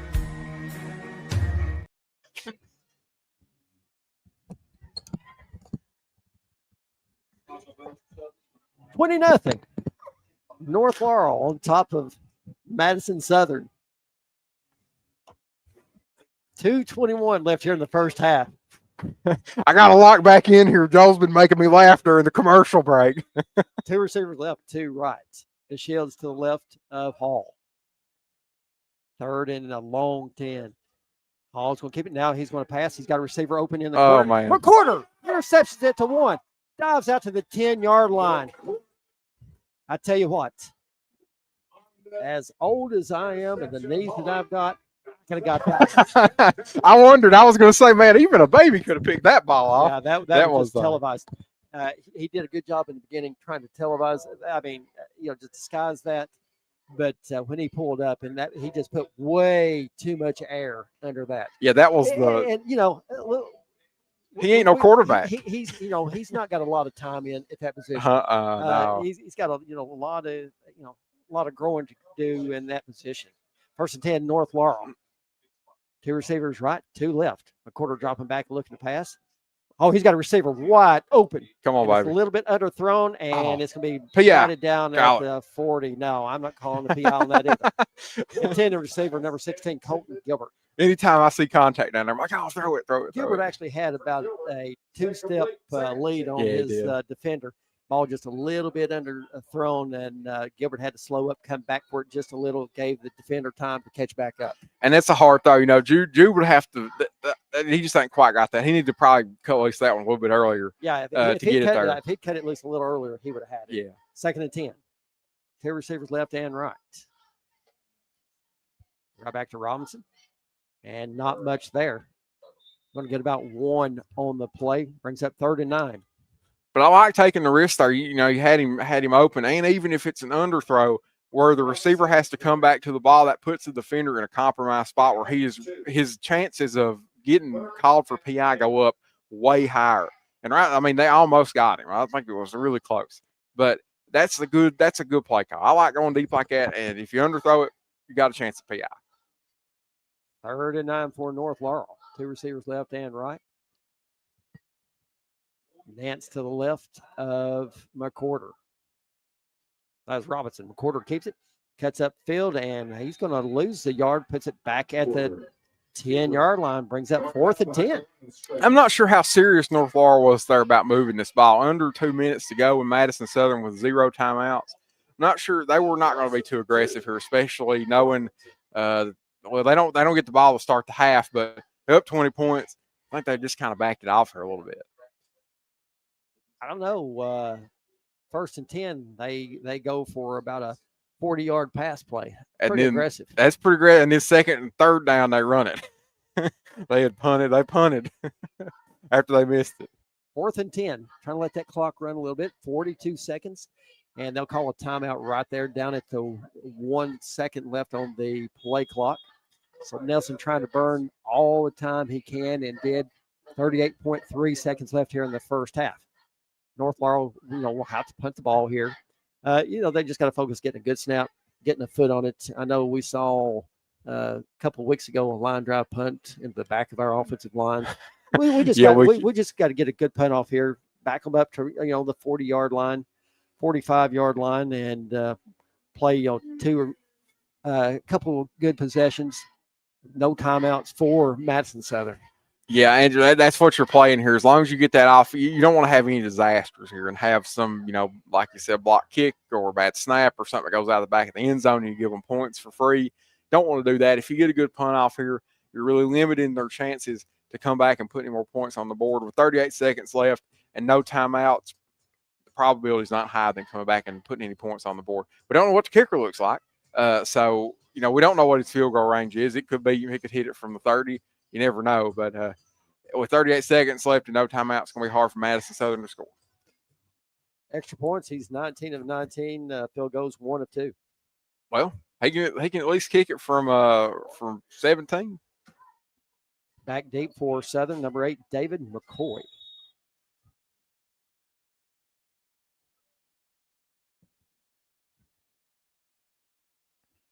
High snap. We get the punt off. The good recovery right there. North Laurel bounce all the way back to the 50-yard, and they're just backing off of it. It's going to be, and that's North Laurel tried to kick the ball back a little bit, without the official saying it, and it's they touch it where they touch it. So it's going to be on the 49-yard line of Madison Southern. There, they didn't get away with that one. See, it's smart because they try to shield the referee off with one guy on one side and then kick it while they couldn't see it, and it's too obvious. I like it, though. I like being aggressive like that. They ended up running about 12 seconds off the clock, making it even more difficult, and that was a great punt, too, with it hitting there and the returner not being able to get a good read on it. Perfect bounce for North Laurel. 26 seconds left here in the first half. North Laurel with a 20-0 lead.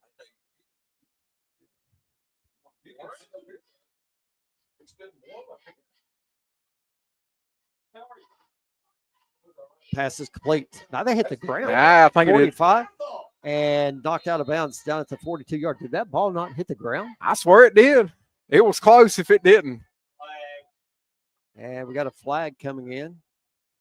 Pass is completed. Waiting the call.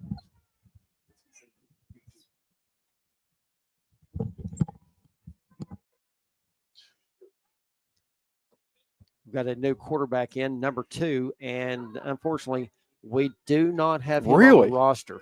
Oh, my gosh. So, We apologize, guys, but unfortunately, we take the roster straight off KHSAA. and they ain't got him on there. And they do not have him on there. Yeah, they sure don't. We're going to have another personal foul against North Laurel, so they're going to step off 15. Whoa. Uh-oh. Takes it all the way down to the North Laurel 29-yard line. Oh, my gosh. 19.2 seconds left. 3 receivers to the left and 2 to the right.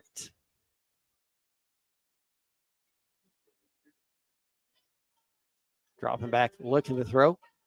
And he's flushed out of pocket. He's going to tuck and run. And right there. Oh, my gosh. And not only did he take it out, the coach got leveled as well over there on the sideline.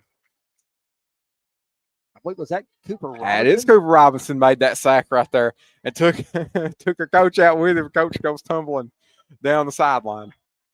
And that's going to do it for the first half here at North Laurel. North Laurel hanging on big 20-0 lead here on the Eagles of Madison Southern. Friday Night Lights is brought to you by North Laurel Nation, official home of the North Laurel Athletics, and the Jaguar Broadcasting Network alongside the... Life is full of surprises. Some good, some unexpected. That's why you need protection for your home, your car, and your family's future. I'm Agent Jimmy Storm, your local Kentucky Farm Bureau agent, and I'll help you find personalized coverage that fits your needs and your budget. Call me today at 606-528-2030 for a free quote and a peace of mind. At Second Mile Behavioral Health, we're here for you in every way possible. We're trained professionals in the mental health field and we care. We believe in targeted case management and community support. We assess cases like mental health, substance abuse, parenting, anger management, and domestic violence. We take your needs seriously. You can find us on social media or go to secondmilebehavioral.com. Our phone number, 606-657-5504. Matthew chapter 5 verse 41 says, "And whoever compels you to go 1 mile, go with him 2. That's us, Second Mile Behavioral Health. XL Physical Therapy at 87 CVB Drive in London. Eliminate pain, improve mobility. We even offer stroke recovery, sports recovery, and we can help you avoid surgery in some cases. Take it from someone who knows. XL Physical Therapy is the best around. Phone 606-877-4673 or find XL Physical Therapy on Facebook. Let Tanya and her staff of caring professionals at XL Physical Therapy take care of you. Since 2010, John Root has proudly served as your Laurel County Sheriff, now ready to serve in their new location at 1380 East Highway 192 in London, Monday through Friday, 8 to 4. John Root, providing a safe, secure place for the residents of and visitors to our fine county of Laurel, and he proudly supports all area youth activities. At E.C. Porter IGA in London, owners Stuart and Ernest Matt House have always took great pride in the fact that they're a locally owned business. And because of that commitment, they've taken great care of generations of local grocery customers. E.C. Porter IGA in East London on 4th Street, where we love our local student athletes and their families. Hey everyone, join Heaven's Hour with Elijah Jervis, Ethan Eversole, Jonathan Gibson, and J.J. Combs each Saturday at 9 a.m. on 98.5 WJTE, The Light of London, and on Facebook and YouTube, where we break down the Word and bring it to life for you with Bible-based preaching and teaching for this generation. And he said unto them, Go ye into all the world and preach the gospel to every creature. Heaven's Hour each Saturday at 9, with an encore presentation at 9 p.m. on Sunday nights on 98.5 WJTE, The Light of London.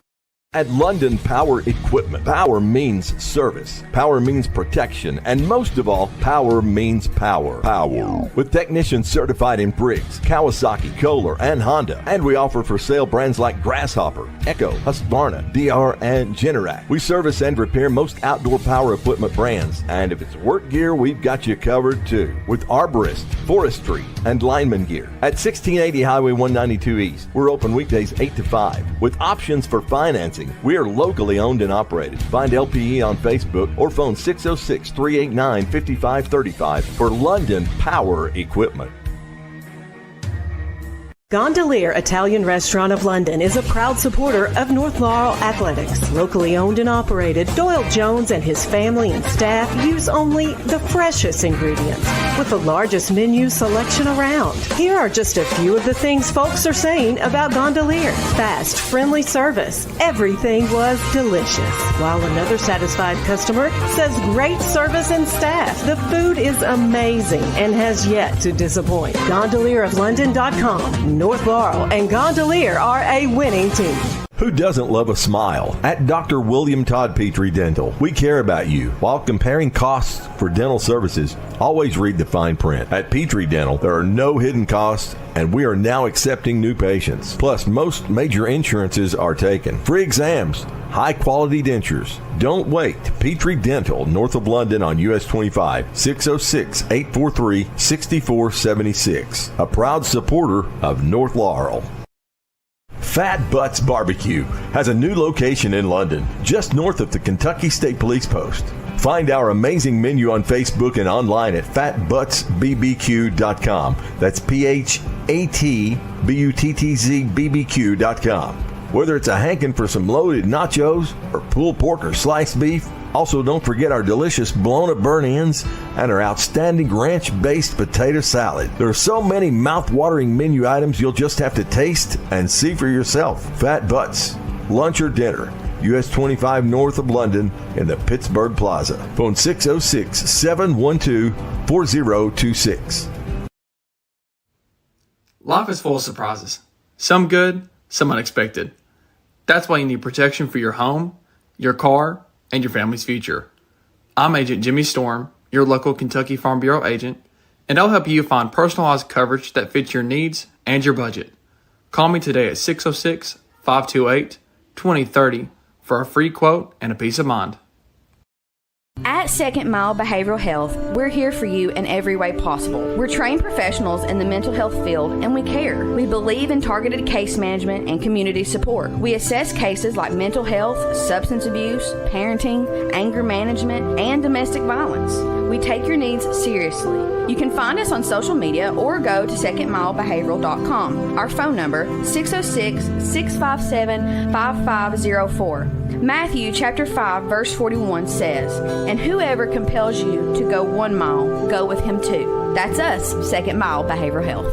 XL Physical Therapy at 87 CVB Drive in London. Eliminate pain, improve mobility. We even offer stroke recovery, sports recovery, and we can help you avoid surgery in some cases. Take it from someone who knows. XL Physical Therapy is the best around. Phone 606-877-4673 or find XL Physical Therapy on Facebook. Let Tanya and her staff of caring professionals at XL Physical Therapy take care of you. Since 2010, John Root has proudly served as your Laurel County Sheriff. Now ready to serve in their new location at 1380 East Highway 192 in London. Monday through Friday, 8 to 4. John Root, providing a safe, secure place for the residents of and visitors to our fine county of Laurel. And he proudly supports all area youth activities. At E.C. Porter IGA in London, owners Stuart and Ernest Matt House have always took great pride in the fact that they're a locally owned business. And because of that commitment, they've taken great care of generations of local grocery customers. E.C. Porter IGA in East London on 4th Street, where we love our local student athletes and their families.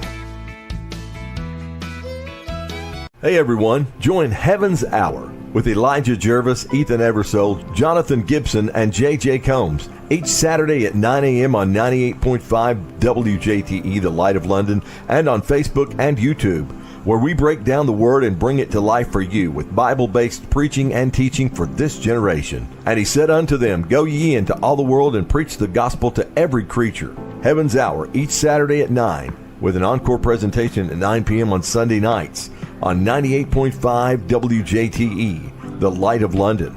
At London Power Equipment, power means service, power means protection, and most of all, power means power. Power. With technicians certified in Briggs, Kawasaki, Kohler, and Honda. And we offer for sale brands like Grasshopper, Echo, Husqvarna, DR, and Generac. We service and repair most outdoor power equipment brands. And if it's work gear, we've got you covered too. With arborist, forestry, and lineman gear. At 1680 Highway 192 East, we're open weekdays 8 to 5. With options for financing, we are locally owned and operated. Find LPE on Facebook or phone 606-389-5535 for London Power Equipment.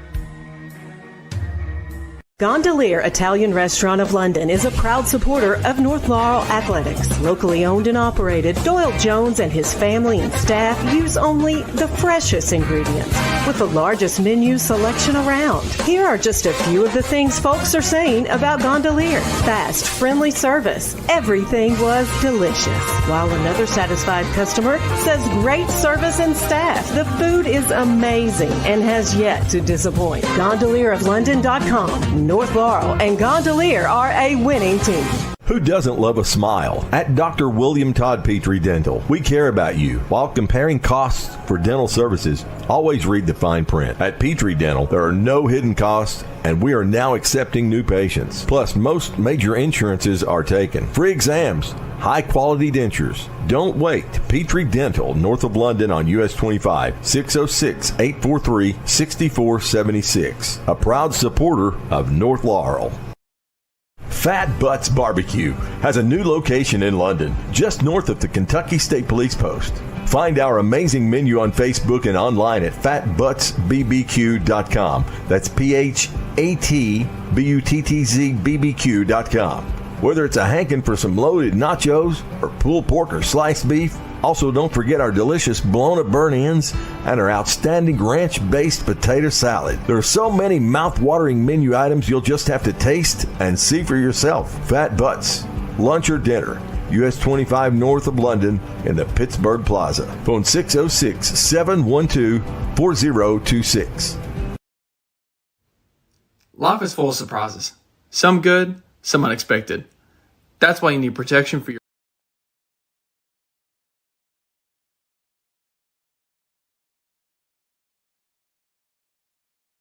At London Power Equipment, power means service, power means protection, and most of all, power means power. Power. With technicians certified in Briggs, Kawasaki, Kohler, and Honda. And we offer for sale brands like Grasshopper, Echo, Husqvarna, DR, and Generac. We service and repair most outdoor power equipment brands. And if it's work gear, we've got you covered too. With arborist, forestry, and lineman gear. At 1680 Highway 192 East, we're open weekdays 8 to 5. With options for financing, we are locally owned and operated. Find LPE on Facebook or phone 606-389-5535 for London Power Equipment.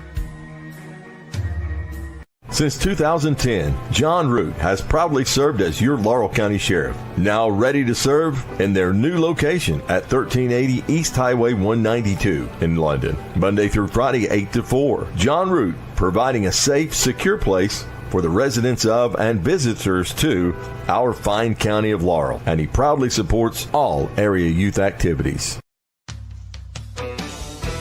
At E.C. Porter IGA in London, owners Stuart and Ernest Matt House have always took great pride in the fact that they're a locally owned business. And because of that commitment, they've taken great care of generations of local grocery customers. E.C. Porter IGA in East London on 4th Street, where we love our local student athletes and their families. Life is full of surprises.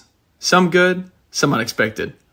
That's why you need protection for your home, your car, and your family's future.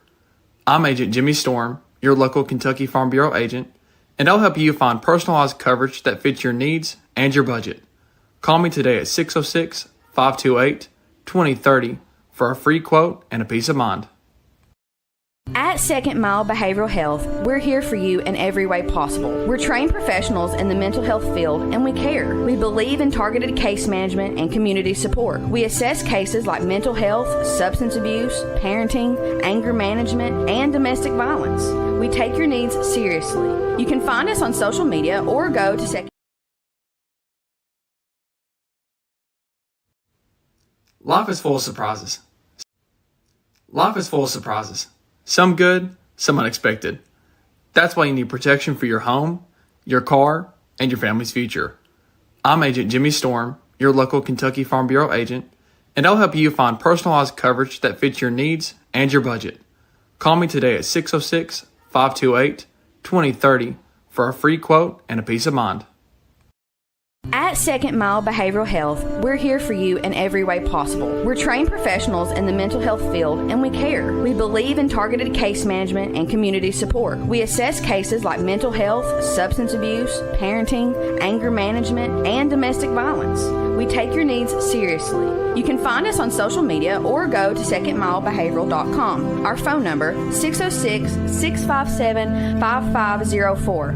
Matthew chapter 5 verse 41 says, "And whoever compels you to go 1 mile, go with him 2." That's us, Second Mile Behavioral Health.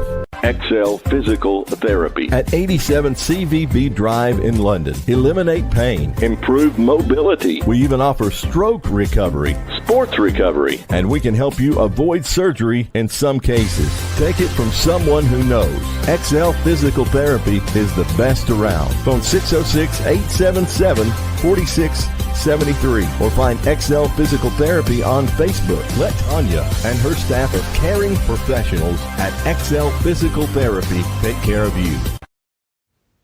Life is full of surprises. Some good, some unexpected. That's why you need protection for your home, your car, and your family's future. I'm Agent Jimmy Storm, your local Kentucky Farm Bureau agent, and I'll help you find personalized coverage that fits your needs and your budget. Call me today at 606-528-2030 for a free quote and a peace of mind.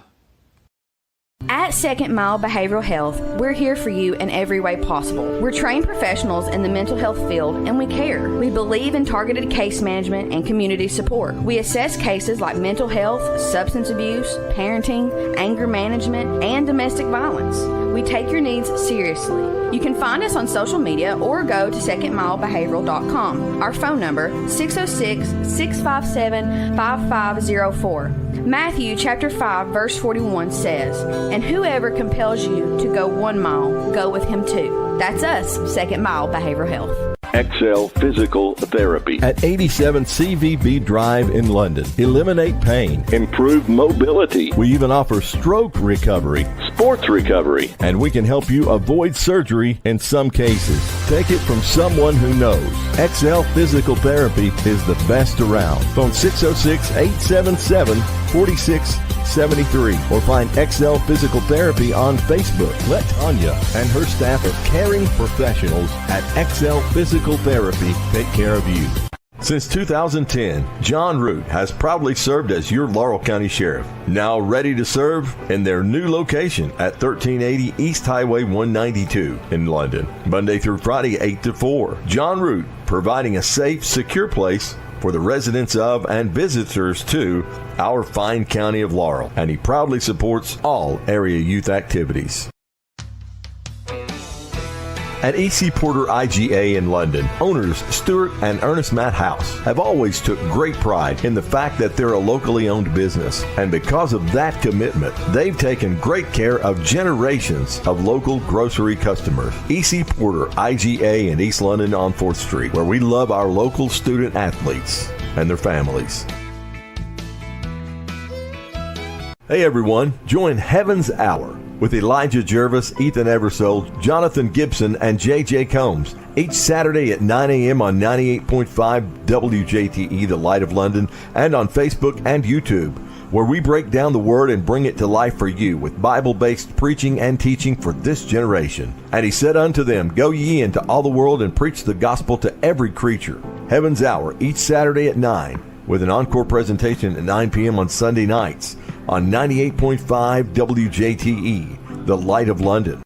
At London Power Equipment, power means service, power means protection, and most of all, power means power. Power. With technicians certified in Briggs, Kawasaki, Kohler, and Honda. And we offer for sale brands like Grasshopper, Echo, Husqvarna, DR, and Generac. We service and repair most outdoor power equipment brands. And if it's work gear, we've got you covered too. With arborist, forestry, and lineman gear. At 1680 Highway 192 East, we're open weekdays 8 to 5. With options for financing, we are locally owned and operated. Find LPE on Facebook or phone 606-389-5535 for London Power Equipment. Gondolier Italian Restaurant of London is a proud supporter of North Laurel Athletics. Locally owned and operated, Doyle Jones and his family and staff use only the freshest ingredients with the largest menu selection around. Here are just a few of the things folks are saying about Gondolier. Fast, friendly service. Everything was delicious. While another satisfied customer says great service and staff. The food is amazing and has yet to disappoint. GondelierofLondon.com. North Laurel and Gondolier are a winning team. Who doesn't love a smile? At Dr. William Todd Petrie Dental, we care about you. While comparing costs for dental services, always read the fine print. At Petrie Dental, there are no hidden costs, and we are now accepting new patients. Plus, most major insurances are taken. Free exams, high-quality dentures. Don't wait. Petrie Dental, north of London on US 25, 606-843-6476. A proud supporter of North Laurel. Welcome back into North Laurel High School as we get set for the third quarter. North Laurel with a 20-0 lead over the Eagles of Madison Southern. Really saw North Laurel's offense really stepped up, start getting a bigger push there in the first half. Cooper Robinson, we saw take it in on the ground for about 6 yards out. Then we see a quarter take it in from about 19 out rushing. And then we see Braxton Pulse take a 50-yard TD pass, make it 20-0. Southern gets the ball to start this third quarter. It's going to be fielded at the 15, out to the 25, 30, 35, 40, all the way out to the 46-yard line. Here's something we talked about in the first half. North Laurel has got to do some work on this field coverage on the returns. Yeah, they've got an over-pursuit problem, Joe. They keep overrunning the returner. You can't do that. You've got to stay in. You got to stay in your gaps and stay in your lane. They're not quite able to do that. They're having trouble with that for sure. Trying to stay home in their gaps in special teams coverage. David McCoy on a nice return right there. Got a number for the quarterback, number 2, Bonham, for Southern Eagles. 3 receivers to the right, 2 to the left. Pass is underthrown right there. That was close to a lateral pass, but about a yard difference right there. But that falls incomplete, brings up 2nd and 10. And coming out of the half, we saw their other quarterback, Beard, the one who had been played most of the first half on crutches, no shoe on. More than likely, we won't be seeing him the rest of tonight. So it'll be all Bonham down the stretch for Madison Southern. And we actually see Caleb Bonham is on the stats, but he's listed as number 24. Oh, okay. Well, there you go. 2nd and 10, 2 receivers left, 1 right.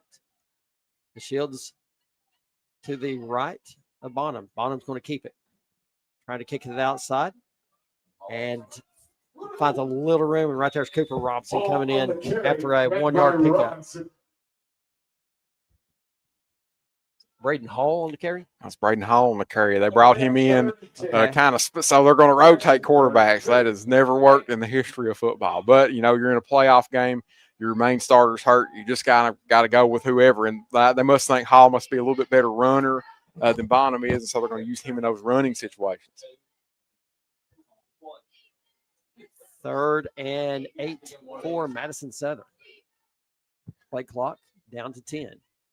And this is another thing, having a backup quarterback, your communication lines are down a little bit. Play clock down to 3. Movement. That should be a false start. And it's complete out to 50 and getting down to the 46-yard line, and no flags. There were no flags on that. That wide receiver jumped early. He sure did. I think we saw that one all the way up here. That's a pretty obvious one. But a good tackle there by Braxton Fultz keeping that one from being a first down. Keep them in this 4th and 2. Make them earn this 4th and 2 with a backup quarterback. Right now, number 10, Braden Hall is in at quarterback.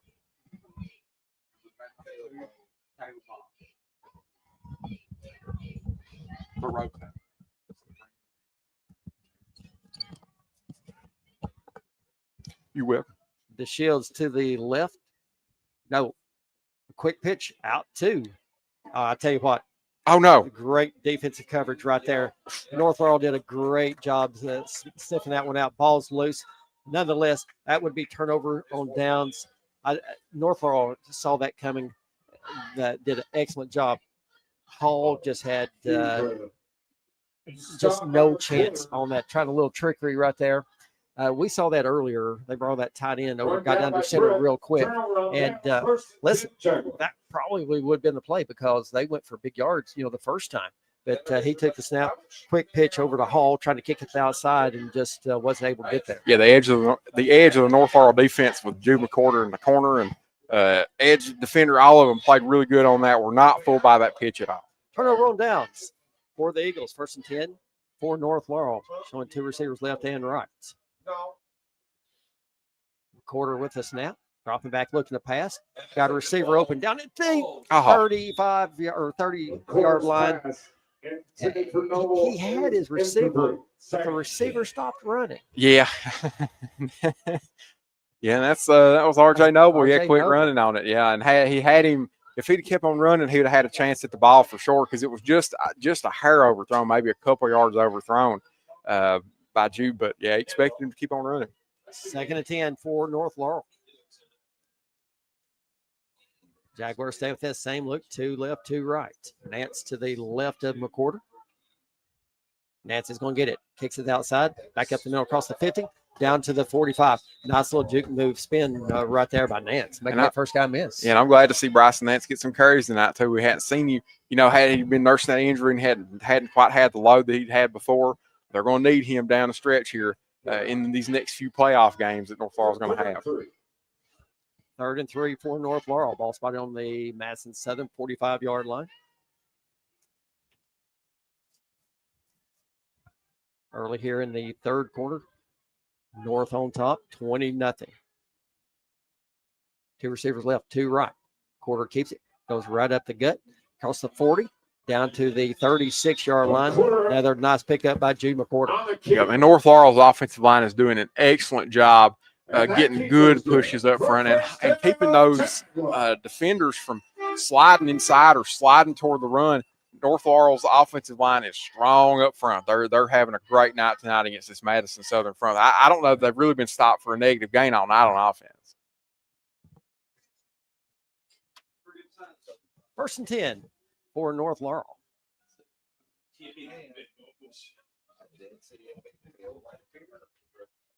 Two receivers to the left and right. Nance to the left of McCorder. Blitz showing. McCorder is flushed out of pocket, rolling to the right. Oh. Got a receiver wide open. Oh, no. Down at the 10-yard line. And Colton Gilbert's calling for pass interference. Nothing there, but I believe we do have a flag on the play over here on the near sideline as we wait to call. Oh, gosh. Ineligible receiver downfield against North Laurel. Okay, so that's usually on one of your offensive linemen there. They get outside of that 3-yard zone. They're allowed to have the block. You have to stay inside of that 3-yard area. And Colton Gilbert had run a perfect route there and had some separation. I think he was almost too open. And the sideline ended up, he had to back it off and because the sideline was coming up on top of it. 8:25 left here in the 3rd quarter. 1st and 15 from the Eagles 41. Nance gets it right up the middle. Across the 30. Makes a good move to the right. Across the 30. Down to the 25. Still on his feet chugging. And he's going to get all the way down to about the 21-yard line. First down, Bryson Nance. I tell you, I'm really, really impressed how Bryson is seeing the field. Yeah. He made so many players miss right there. He really did. That's impressive. And nobody could bring him down either. That was his strength on display there. Nobody was able to bring him down. And North Laurel's offensive line was clearing. I mean, there were 2 or 3 massive gaps on that play for Bryson to run in, and he had any one of them that he wanted to run in, he could have picked them. 1st and 10 for North Laurel on the Madison Southern 22-yard line. 2 receivers left and right. Nance gets it, cuts back up the middle, and getting a big push from that offensive line. Gets down inside the 20 to the 19. Pick up a 4, brings up 2nd and 6 for North Laurel. Gain of 3.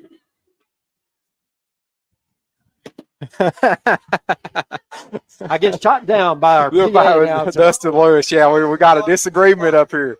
We'll blame that on our clock keeper. Oh, okay. It's the clock operator. Yeah, that's Tyler McCorder over there.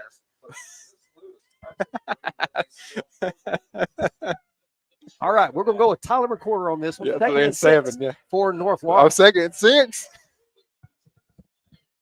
2 receivers left, 2 right. McCorder looking to pass, flushed out of the pocket, rolling to the right, and he gets tripped. Oh, baby. Just Whoa. as he went to let that one go. False is incomplete. Oh, baby. 3rd and 6 for the Jaguars. That was a dangerous throw by Jude McCorder there into traffic. You know, it almost got picked off, man. With those, you got to throw those away. When you don't have somebody open, really, really open, just toss it away. There's no sense in putting the ball in harm's way.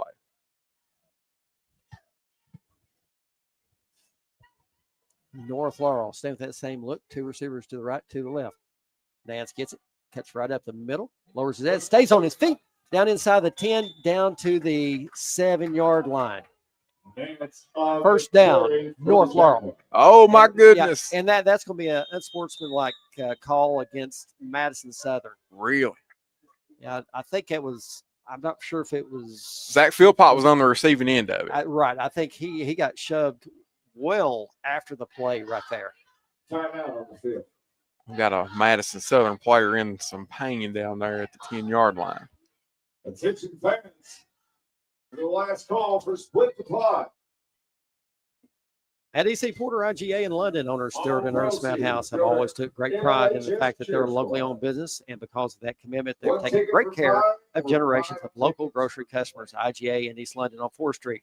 We love our local student athletes. John Root has proudly served as your Laurel County Sheriff for the past 15 years, and he gladly supports all of our area student athletes.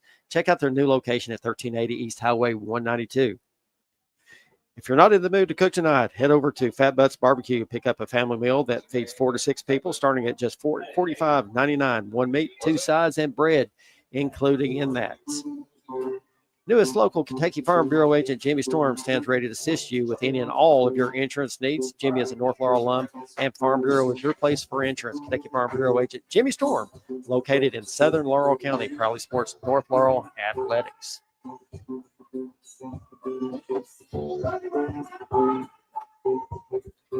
Shake it up on the plate for Madison Southern's number 22, Sarian DeShields.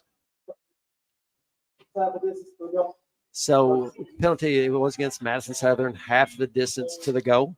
It's marched off. Good work by Zach Philpott to draw that one too, man. It's hard in them moments to not want to do something back to somebody. Zach Philpott did exactly what you're supposed to do. Let him do that to you. Let him tack those extra yards on the end of the play. 1st and goal for the Jaguars. McCorder stand back in the shotgun. Nance behind him, 2 receivers right and left.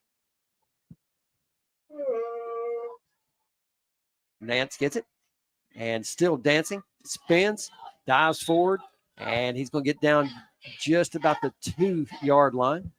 2nd and goal for North Laurel. And here on this goal-to-go situation, you just want to keep it on the ground. I like their experimenting with the pass game. Some here being up like this, being up 20, you can play around a little with the pass game. But they need to put some point. They need to put another 7 on the board and get us a little bit closer to putting this one away.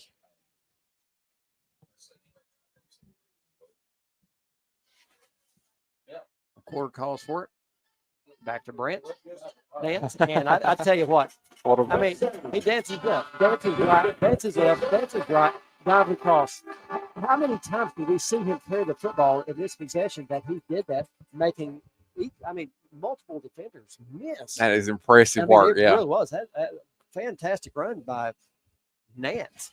And that's what elite runners do, right? You've got all that talent and everything, and you're able to make people miss left and right. Like, that's really good. And he jumped around like the Energizer Bunny on that one. I was impressed with Bryson Nance.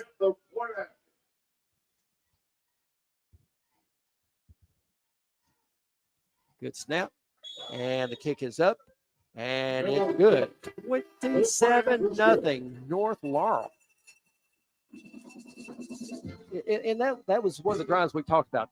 Put a good drive together. Run a lot of time off the clock. We've got 5:50 left here in the third quarter.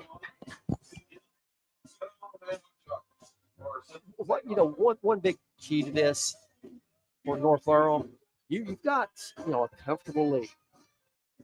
You want to get out of this ball game with any injuries. Yes, I mean, it's very, very important that you accomplish that. Yeah, I think the goal is you get one more possession for your offense, go for two, get out to that running clock, and then take the offense out, or take all your starters off the field. Well, I think we've already seen that. That's why Nance is in for Robinson. Yeah, right. Yeah, that's exactly right. Yeah, because we really saw a ton of Bryson Nance at the end of the second quarter and that third here early in the third. They are trying to keep that load off Cooper Robinson and use him when they need him. Yeah, exactly. Because he's got 180-something, 190-something carries on the year. I mean, it's a ridiculous number of carries for somebody like that, and 12-game season.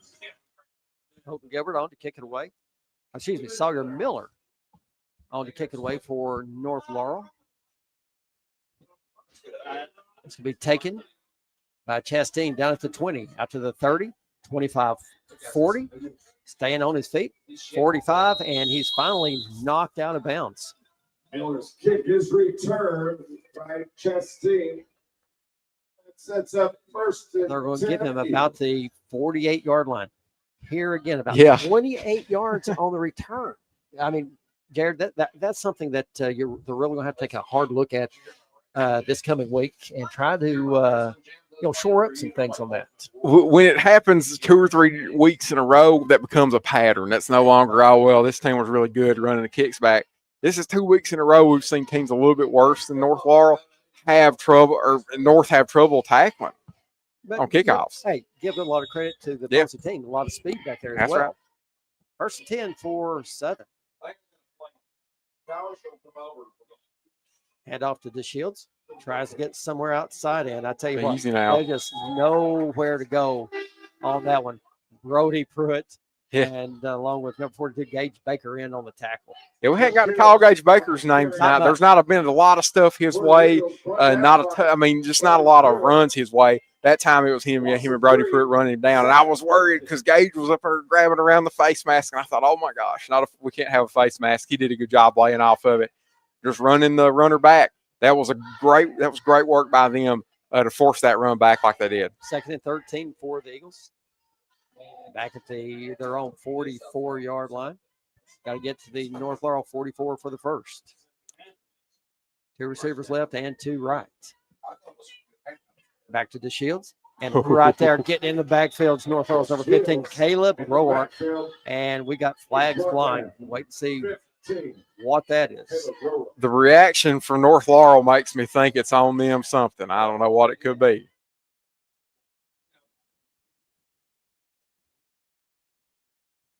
We wait to see what the chop block. Okay, well, never mind. Yeah. I'll take it. Yeah, against Southern, and they're declining.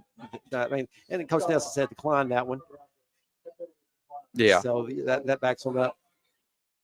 So third and 16. Yeah, 3rd and 16. You take the result of the play on that one because you would have had them in a 2nd and 16 with the chop block, or I guess 2nd 21. So 3 chances at 21 or 2 at 16. You'll take the 2 at 16. Bonham in at quarterback. 3 receivers to the right, 2 to the left. Low snap, scoots it. It's complete out at the 35. And North Laurel. We got flags on that, and that's going to possibly be holding against Southern, and that's what it is. And North Laurel will decline this one as well, bring up 4th and about 16. Yeah, you'll be pretty happy with the result of the play on that one. That's the indication. decline.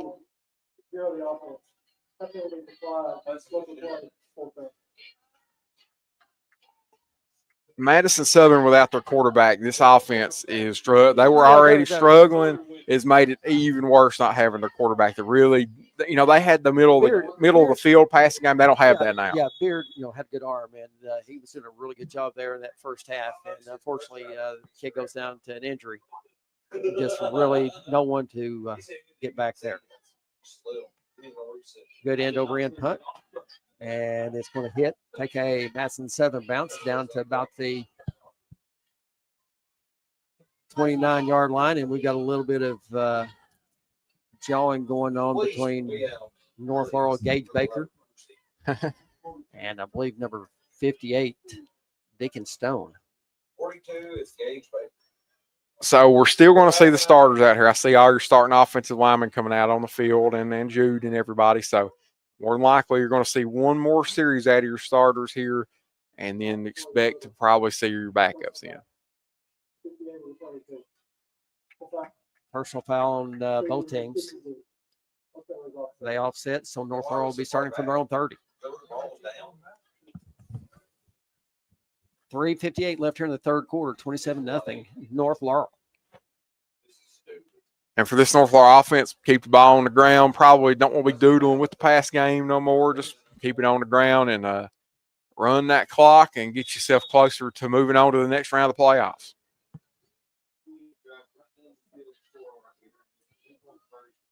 North Laurel sending 2 to the left, 2 to the right. Nance behind McCorder.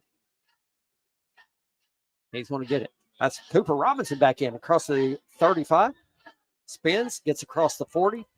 And they're saying the ball popped loose. Oh, no, surely not. Madison Southern football. Oh, my gosh. Turnover, North Laurel.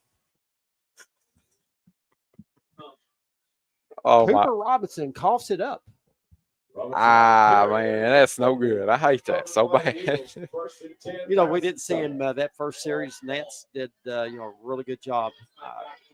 Bring Robinson in for that one. He would love to have that one over. Yeah, I'd say he wouldn't. He doesn't have a fumbling problem. I mean, they very rarely cough the football up. So it's just a rare thing. 1st and 10 for Southern on the North Laurel 38-yard line. 1st and 10. Bonham in at quarterback. 3 receivers right, 2 left. Man in motion to the left. Quick pitch. Trying to get outside, and I tell you, oh my gosh. Right Reese Sutton lowers the boom on number 10, Braden Hall. Yeah, Brad, Hall had nowhere to go. He was stopped up, and then you had Reese Sutton, the locomotive, with a full head of steam heading right at him, hit him right in the ribs. Hall will be feeling that one tomorrow when he wakes up. And probably for the next couple of days. That's a gigantic hit by Reese Sutton. 2nd and 14 for the Eagles. 2 receivers to the left, 3 to the right. Bonham in at quarterback. Dropping back, looking to pass. And it's complete at the 38-yard line. And they're going to give him one down to the 37. And there you go. About 5 for Madison Southern. That's a complete. And we're going to have a flag on Southern sideline right there, I have a feeling. Because something was said. Official turns around and looks, throws the flag.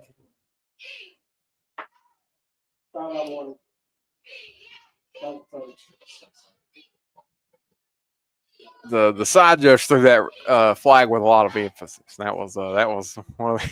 He's probably not. He was angry. That official's not going to be a very popular fellow over there right now. he's getting his butt chewed, ain't he? 39 for Southern. They have to get across the North Laurel 28-yard line for the first down. 2 receivers right, 2 left. The Shields to the left of Bonham. Bonham dropping back a little too fast, and he just throws it away. Right there in the backfield was North Laurel's number 15, Caleb Roark, putting all kinds of pressure on it. And that's what we want to see from this North Laurel defensive line, putting pressure on quarterbacks like that. And he had no other choice but to toss it away or he was going to get sacked for a pretty big gain there. That puts them in a 4th and 9. That's going to be very, very hard to convert considering their issues at quarterback here with Hall. Oh, we got Bottom in at quarterback, so they're going to throw the ball right here.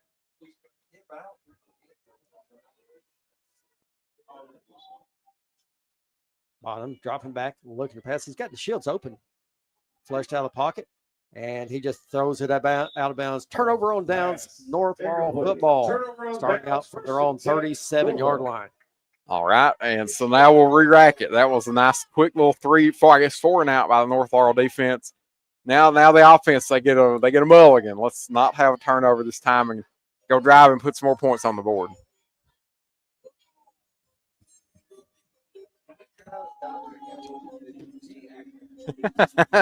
That's 2 minutes, 10 seconds left on the clock. I'm not very good at sign language. we try to work on that on Tuesday Yeah, night. School basketball. Yeah, it didn't work. Yeah, we're going to work on that. We need a system. Yeah. Speaking of elementary school basketball, we're supposed to be up in London tonight.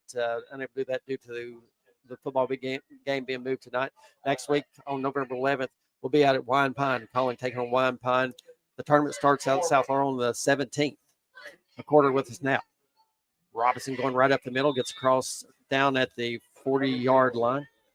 Pick up a 3 on the play, brings up 2nd and 7 for North Laurel.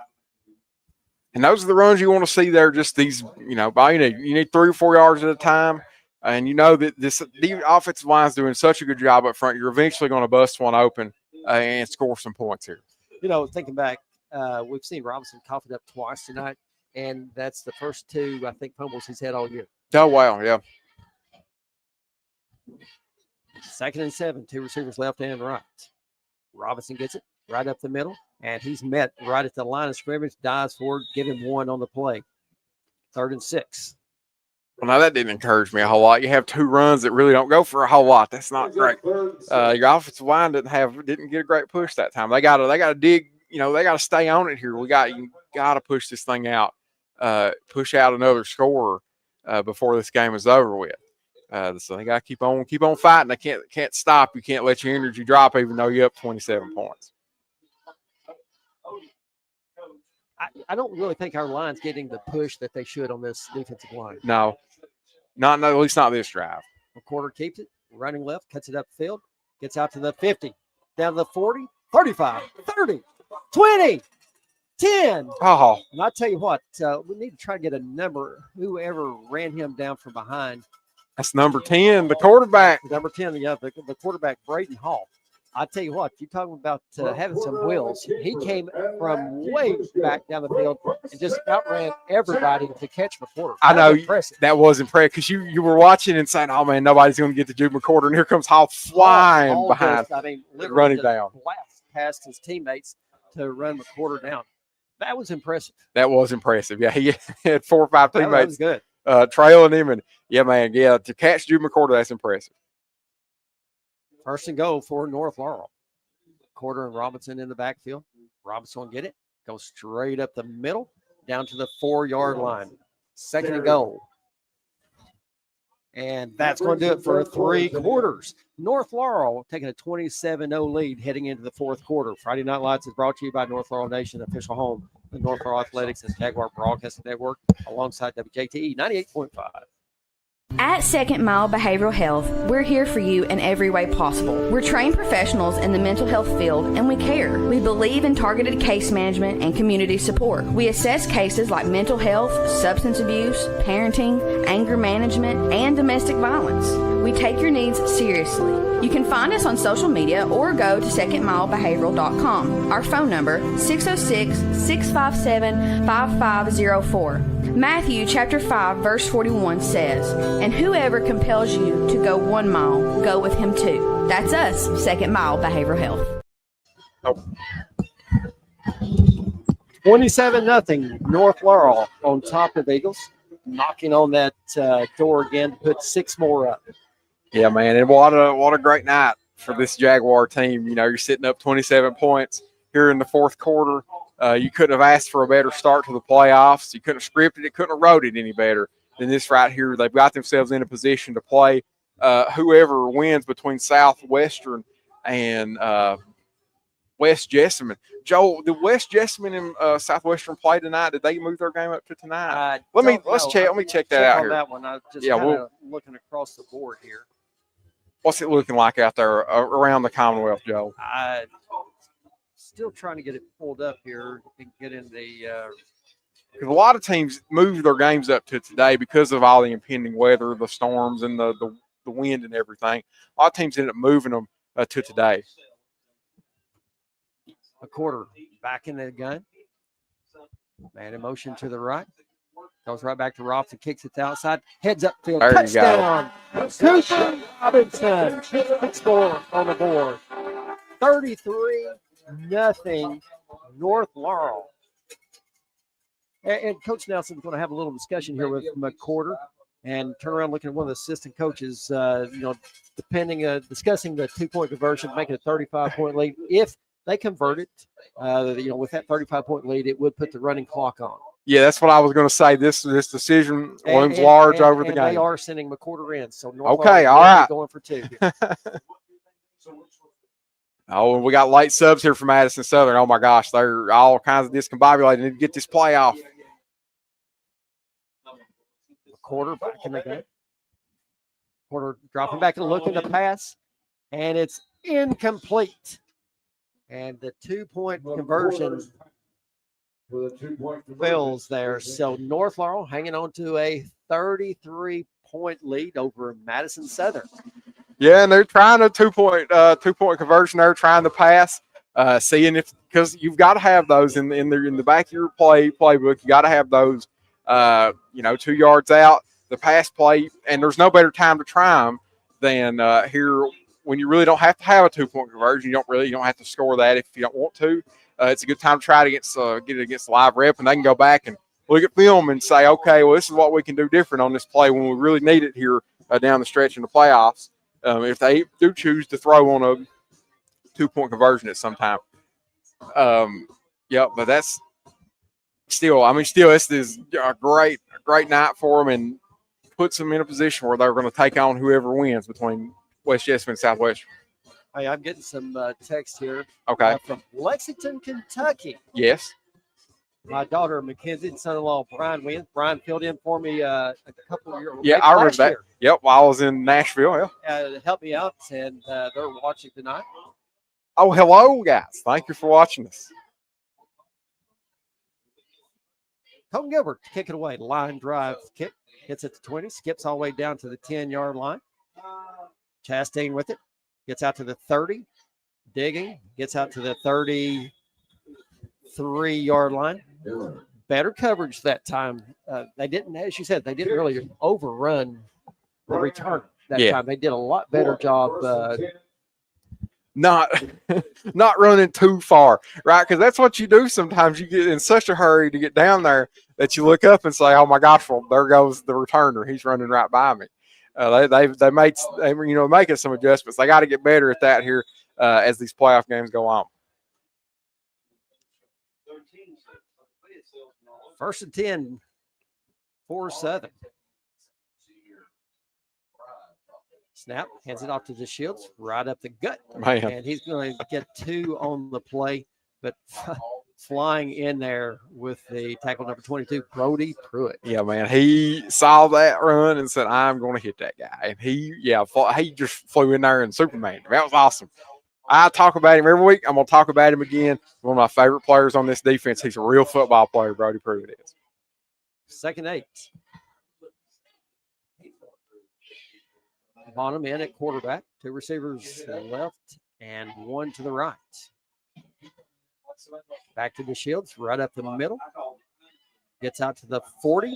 And that ball came loose. Yeah, it did. And they're saying that he was down before it popped out. Man, I don't know about that. I really couldn't tell. He was close to going down. They're saying his knee was down. Nonetheless,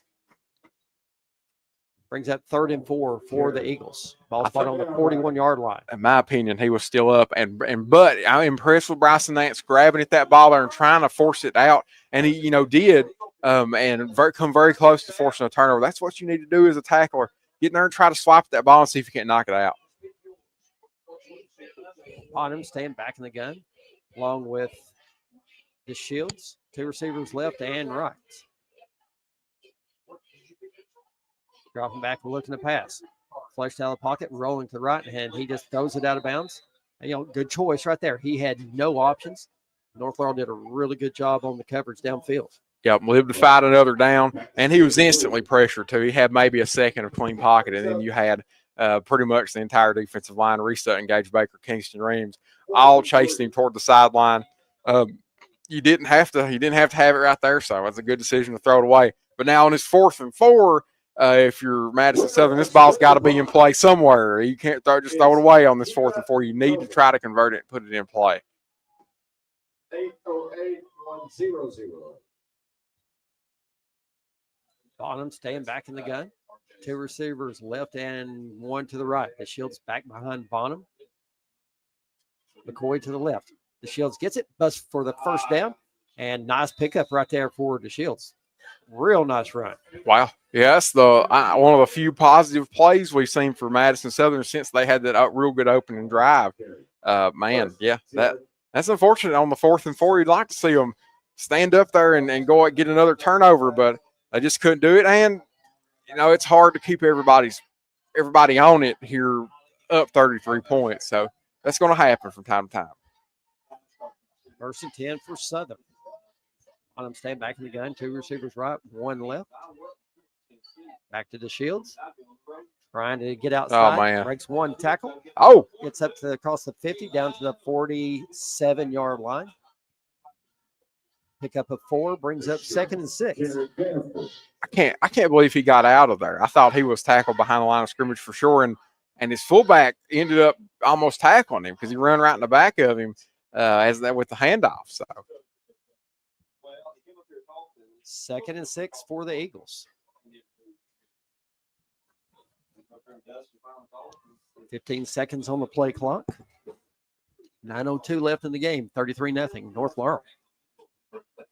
Bonham staying in at quarterback. You got the Shields along with Dalton Maynard in the backfield. 2 receivers left and 1 to the right.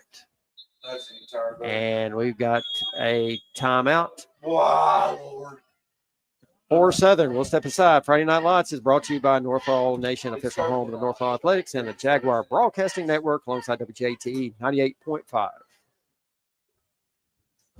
XL Physical Therapy at 87 CVB Drive in London. Eliminate pain, improve mobility. We even offer stroke recovery, sports recovery, and we can help you avoid surgery in some cases.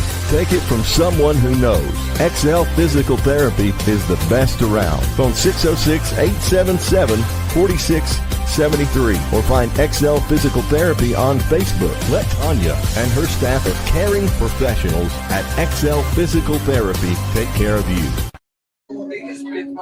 33-0 North Laurel. A commanding lead over the Eagles of Madison Southern. 8:48 left here in the ball game. North Laurel is looking to move on next week. And really at this point, I don't think, Jared, you're able to come up with any scores yet. So we really don't know if we're going to be on the road or at home. Yeah, I don't know yet. And I'm having a hard time on KHSAA. I'll find it eventually here if they actually played tonight or not. Okay, hang on. So they play tomorrow night. All right. 2nd and 6 for the Eagles. North Laurel blitzing. Bonham scrambling. And he overthrows his intended receiver down at the 44-yard line. Brings that 3rd and 6. And Bonham's lucky he got that ball off because that play action, as soon as he faked it to the running back, he had Reese Sutton and a couple other guys on top of him. So Bonham's lucky he was even able to get the ball off.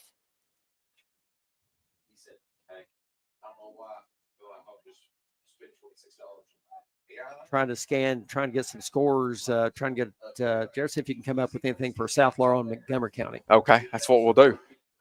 3rd and 6.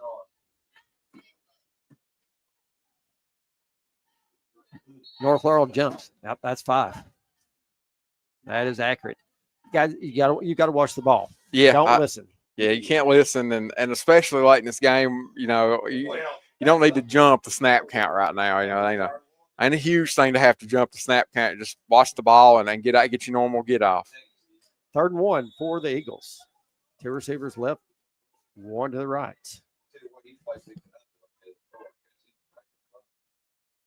Bonham calls for it. DeShields with it right up the middle. He's going to get across the 40, and that's going to be enough for a first down. Yeah, the Shields has had a couple pretty good runs right there. I've been impressed with him here in this 4th quarter. He's had a few good runs against this. He's done a really good job here in the second half. He's really doing a better job picking his holes. And he's not going full speed, right at the intended path, you might say. He's looking up. He's seeing a different direction. He's making some good cuts right there. Yeah, and right, because you have to do that sometimes. You can't just go straight in the middle all the time. 1st and 10 for the Eagles. Bonham in the gun. Behind him is DeShields. 2 receivers to the left, 1 to the right. A little pitch. And taking that way back at the 50-yard line. Fultz taking down number 10, Braden Hall. Loss of 11 on the play. Braxton Fultz was completely unblocked on that play too. And, the end around, you're so far inside, it's hard for you to stay outside with that runner. But Braxton Fultz was able to use his speed, keep the runner inside. Good play by him.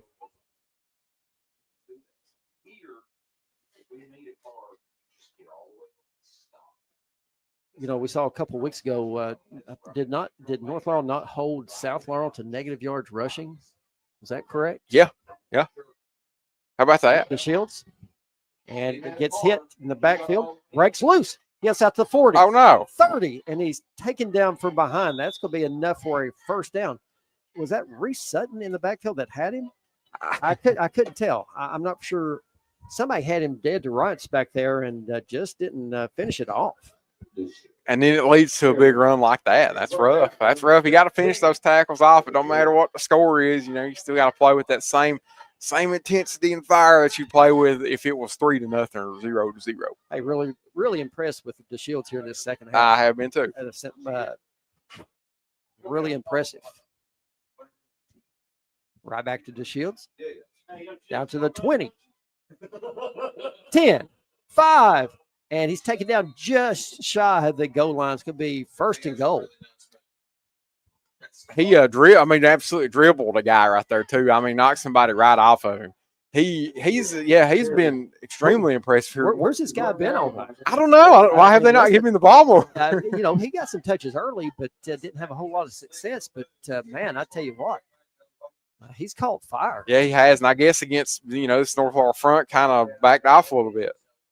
DeShields gets it, and he's going to be taken down for about a 4-yard loss. They're going to mark it back at the 5-yard line. North Laurel defensive line got a big push right there. He had Zach Philpott in at D tackle, or their usual left tackle, busted through there and was able to knock DeShields down. You kind of feel like, all right, man, they're saying, all right, we don't want to give the shutout up. We don't want to give it up. If they can help it. I give it back to DeShields. You got to give DeShields the football. Yeah, I don't. This kid needs to try to get it across the line. Do not throw the ball if you're Madison. Well, we want them to throw it because it would turn out bad, but they need to keep it on the ground with DeShields. 2nd and goal. DeShields in motion. Oh my gosh! And the pass is incomplete. I tell you what, that was close to pass interference on North Laurel there. Was that Cooper Robinson? Yep. I was waiting to see if it was Nance Robinson, but it was Robinson there. I tell you, that was bam. That was close. It was close to PI, and he almost picked that off too. He was there so close that if he stuck his hands up, he might have had a chance at pick. North Laurel with 3 shutouts on the season. Would really like to try to make it 4. Going to have to dig in and dig deep. Bonham stand back in the gun. DeShields behind him. Shields gets it. Makes a move, and he's going nowhere right there on the tackle. It's number 42, Gage Baker. And Reese Sutton is down. Oh, no.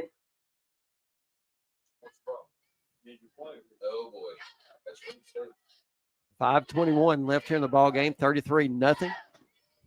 North Laurel. That's what we was talking about. So you want to get out of this game injury-free if at all possible. And this is one of your best. This is your best defensive player too here laying on the field with 2 or 3 playoff games to go. At London Power Equipment, power means power, and getting to know Brad and Jessica Baker and their friendly staff equals savings for you. Now supplying Ferris products along with our other awesome lines. We're your power source. LPE proudly supports our local athletes. Got him up, walking off a little gingerly, but you count on that kid being right back. Yeah, they checked all the ligaments in the knee right there. Said, "Oh man, he's good." So thank the Lord, Reese Sutton got up right there. That's a good thing.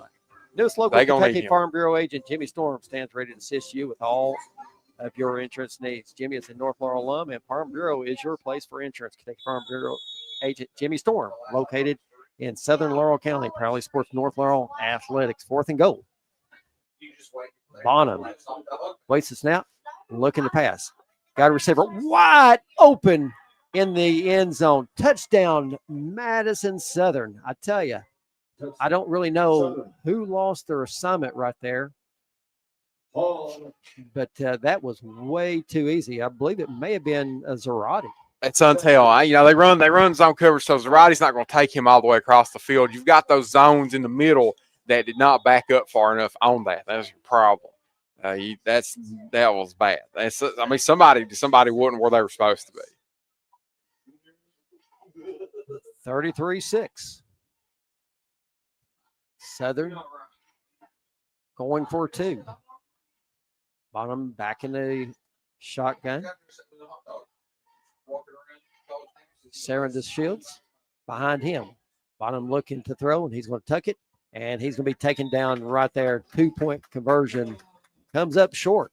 Good Lord, there's 5 minutes left. 5 minutes left here in the ball game. 33-6, North Laurel. As we try to scan and still try to get some. I ain't got nothing for you. I couldn't find a score for South Laurel at Montgomery County, so we'll have to go check that one on your own here in about 2 hours. They'll have them updated on KHSAA, and we'll know. And then for the result of our playoff game, it's important for us who we're going to play West Jessamine and Southwestern. They play tomorrow night. So sometime tomorrow night we'll know if we're going to head to West Jessamine or if Southwestern will be crossing the Rockcastle River and coming here. So we'll know for sure. And, a lot of teams did move their games tonight due to the impending weather coming in tomorrow night. They chose those. Some of these teams that chose to go ahead and kick it off tomorrow night. Which is, it's a better thing because you don't want to have to play a big-time playoff game in the elements if you can prevent it. This is not like college or really football or into the NFL. Can prevent some injuries. That's right, yeah, because you don't want to slip or anything like that, yeah. But they can move these games at will because you don't have a whole bunch of people trying to come in here from all over. So you can move these games around and kind of get away from the weather. Corbin Kilburn known to kick it away.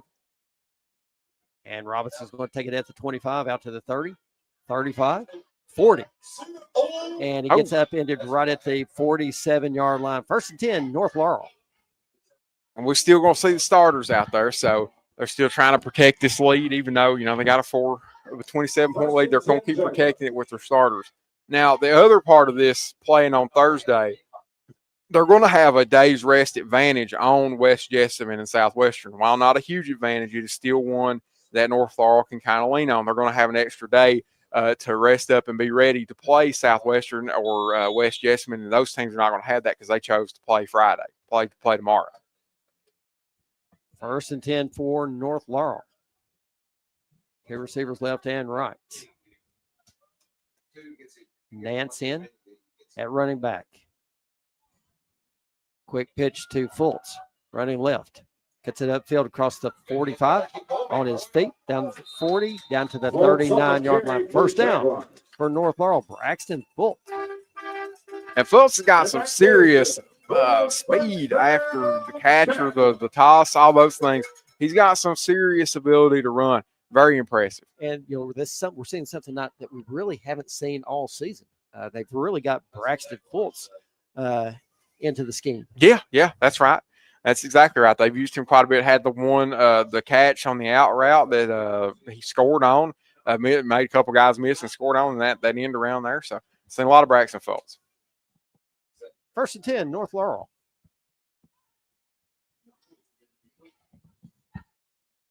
Porter with a snap. Back to Nance. Trying to get a push, and they're going to pick up 2 on the play. Brings up 2nd and 8. And if North Laurel expect to see them continue to keep it on the ground here, Probably not going to see a whole lot of passes the rest of the way. And, you know, they came out ready to play this team, Joel, this Madison Southern team. They didn't, you know, come out and underestimate them. Come out ready to lay it on them, and they beat them.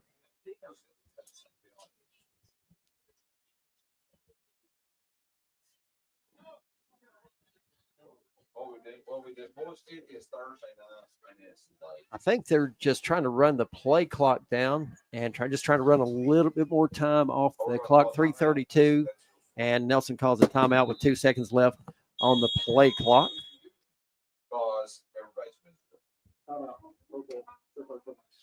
You know, I like the decision. We talked about moving the games. I really do like the decision of them moving the game to tonight. Yeah, they need to do that. It's like throwing them in the mixer. You know, like it's like putting them in the bingo wheel. So you don't want to do that. North Laurel 33, Madison Southern 6. We wish, you know, we'd be able to tell you, you know, what's going to be happening next week. But, you know, they'll be just keep watching our Facebook page. And we will be getting the word out to everyone. Yeah, exactly who the opponent's going to be. And if you want to keep up with it on your own, you can go on khsaa.org or whatever, their website, and keep up with it there.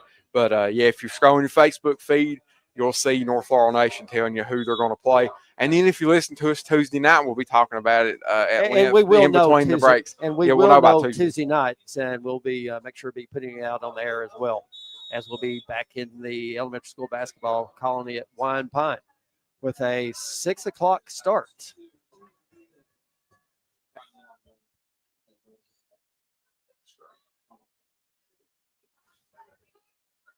Two receivers to the left and 2 to the right. Direct snap to North Laurel's number 4, Tanner Houchins, in at quarterback. Okay, this is something we don't get to do a whole lot. We got to do this at Whitley County, get to talk about some of these other players out here. This is a lot of fun. You know, you don't get to see a lot of these guys all the time. So try to call these numbers out as we see them making big plays out there. And I've been informed, Joel, South Laurel and Montgomery County play tomorrow night. All right. Okay, so we won't know about that one until tomorrow night as well. 3rd and 8 for North Laurel.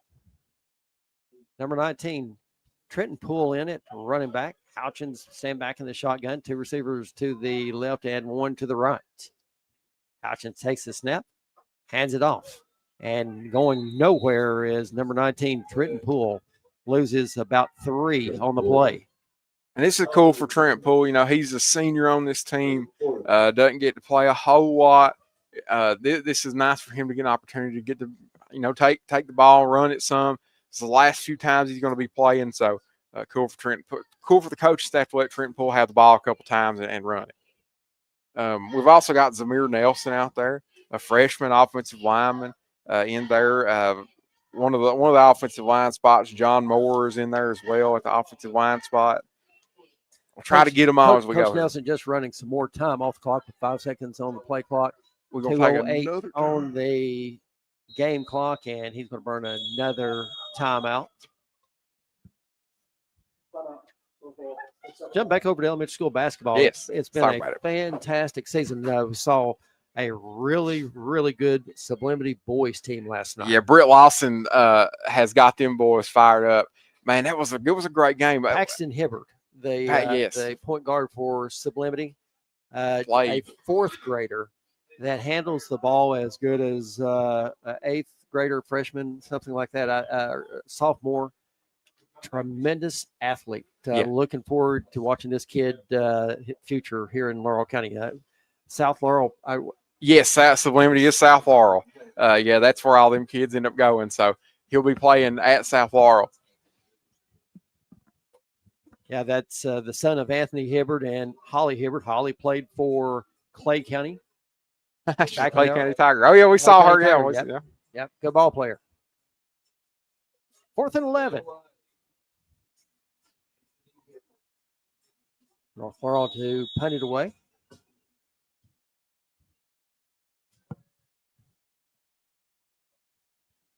Good snap. And over in punt, it's going to hit it to 15, taking North Laurel bounce. Still going down. Oh, man, you got to get it. Oh, my gosh. And I thought he was going to get in the end zone I right did there, too. boy. I tell you what. Oh, boy. But North Laurel is going to get it down right at the 1 foot line. Diving on it, number 16, Colton Gilbert. You know, I thought he really thought he was going to die quicker than it did, but it really just hit and took off. Oh, my gosh. Yeah, man. But good job by Colton Gilbert to recognize that it wasn't going to and speed up and grabbing it. Well done. And it looks like we've got all starters still in on defense. So we're not going to get to talk about anybody new. It's all your usual suspects out there. They are pulling Reese Sutton, which they should, putting Asher Edwards in. Reese Sutton with the injury scare earlier. Just don't risk it no more. We don't need to. Now you got Gilbert, Nance, and Robinson, along with Zarate. North Laurel with a safety. and here again, we saw this several times throughout the game. Yeah. And it was a low, hard snap, and it was just Bonham just had a really hard time reeling it in. This is the third quarterback that has had a snap go errant on him. So that we kind of are nailing down where the problem might be. And North Laurel was bringing the house. Also. They were trying to get the safety out of, and that's what their plan was. They're having it the one. They were going to put a ton of pressure on him, and it worked. And with any kind of trouble like that on the snap, it didn't give them any time. Didn't give Bonham any time to escape. 35-6, North Laurel. 1:50 left here in the ball game.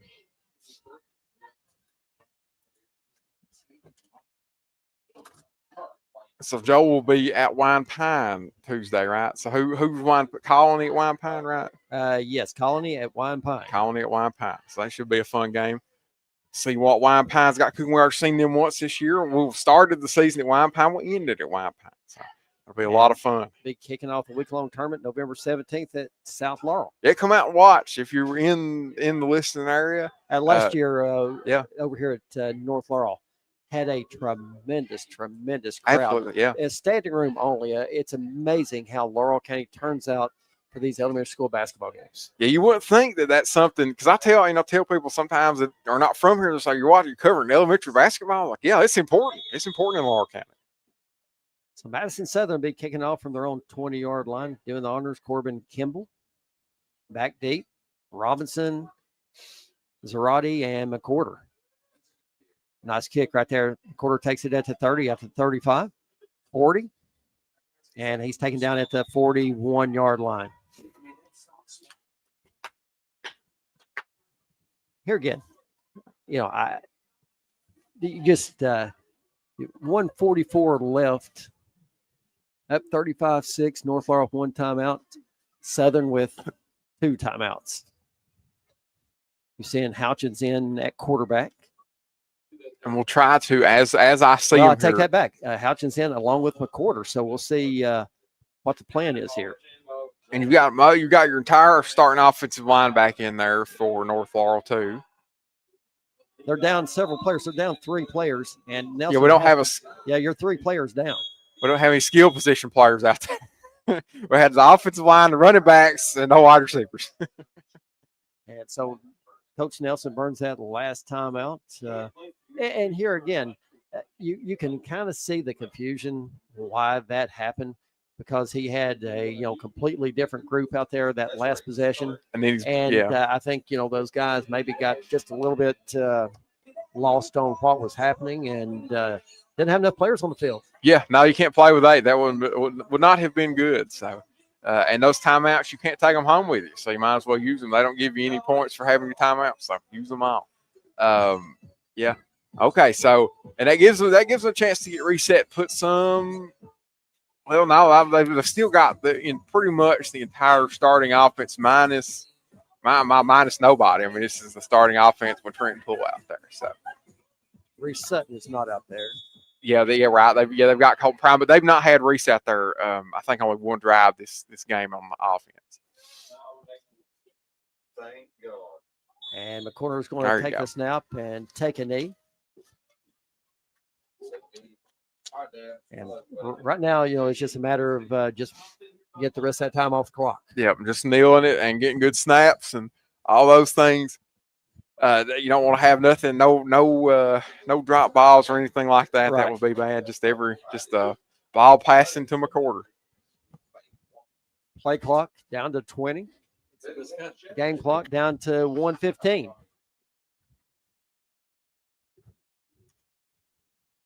$10 seconds.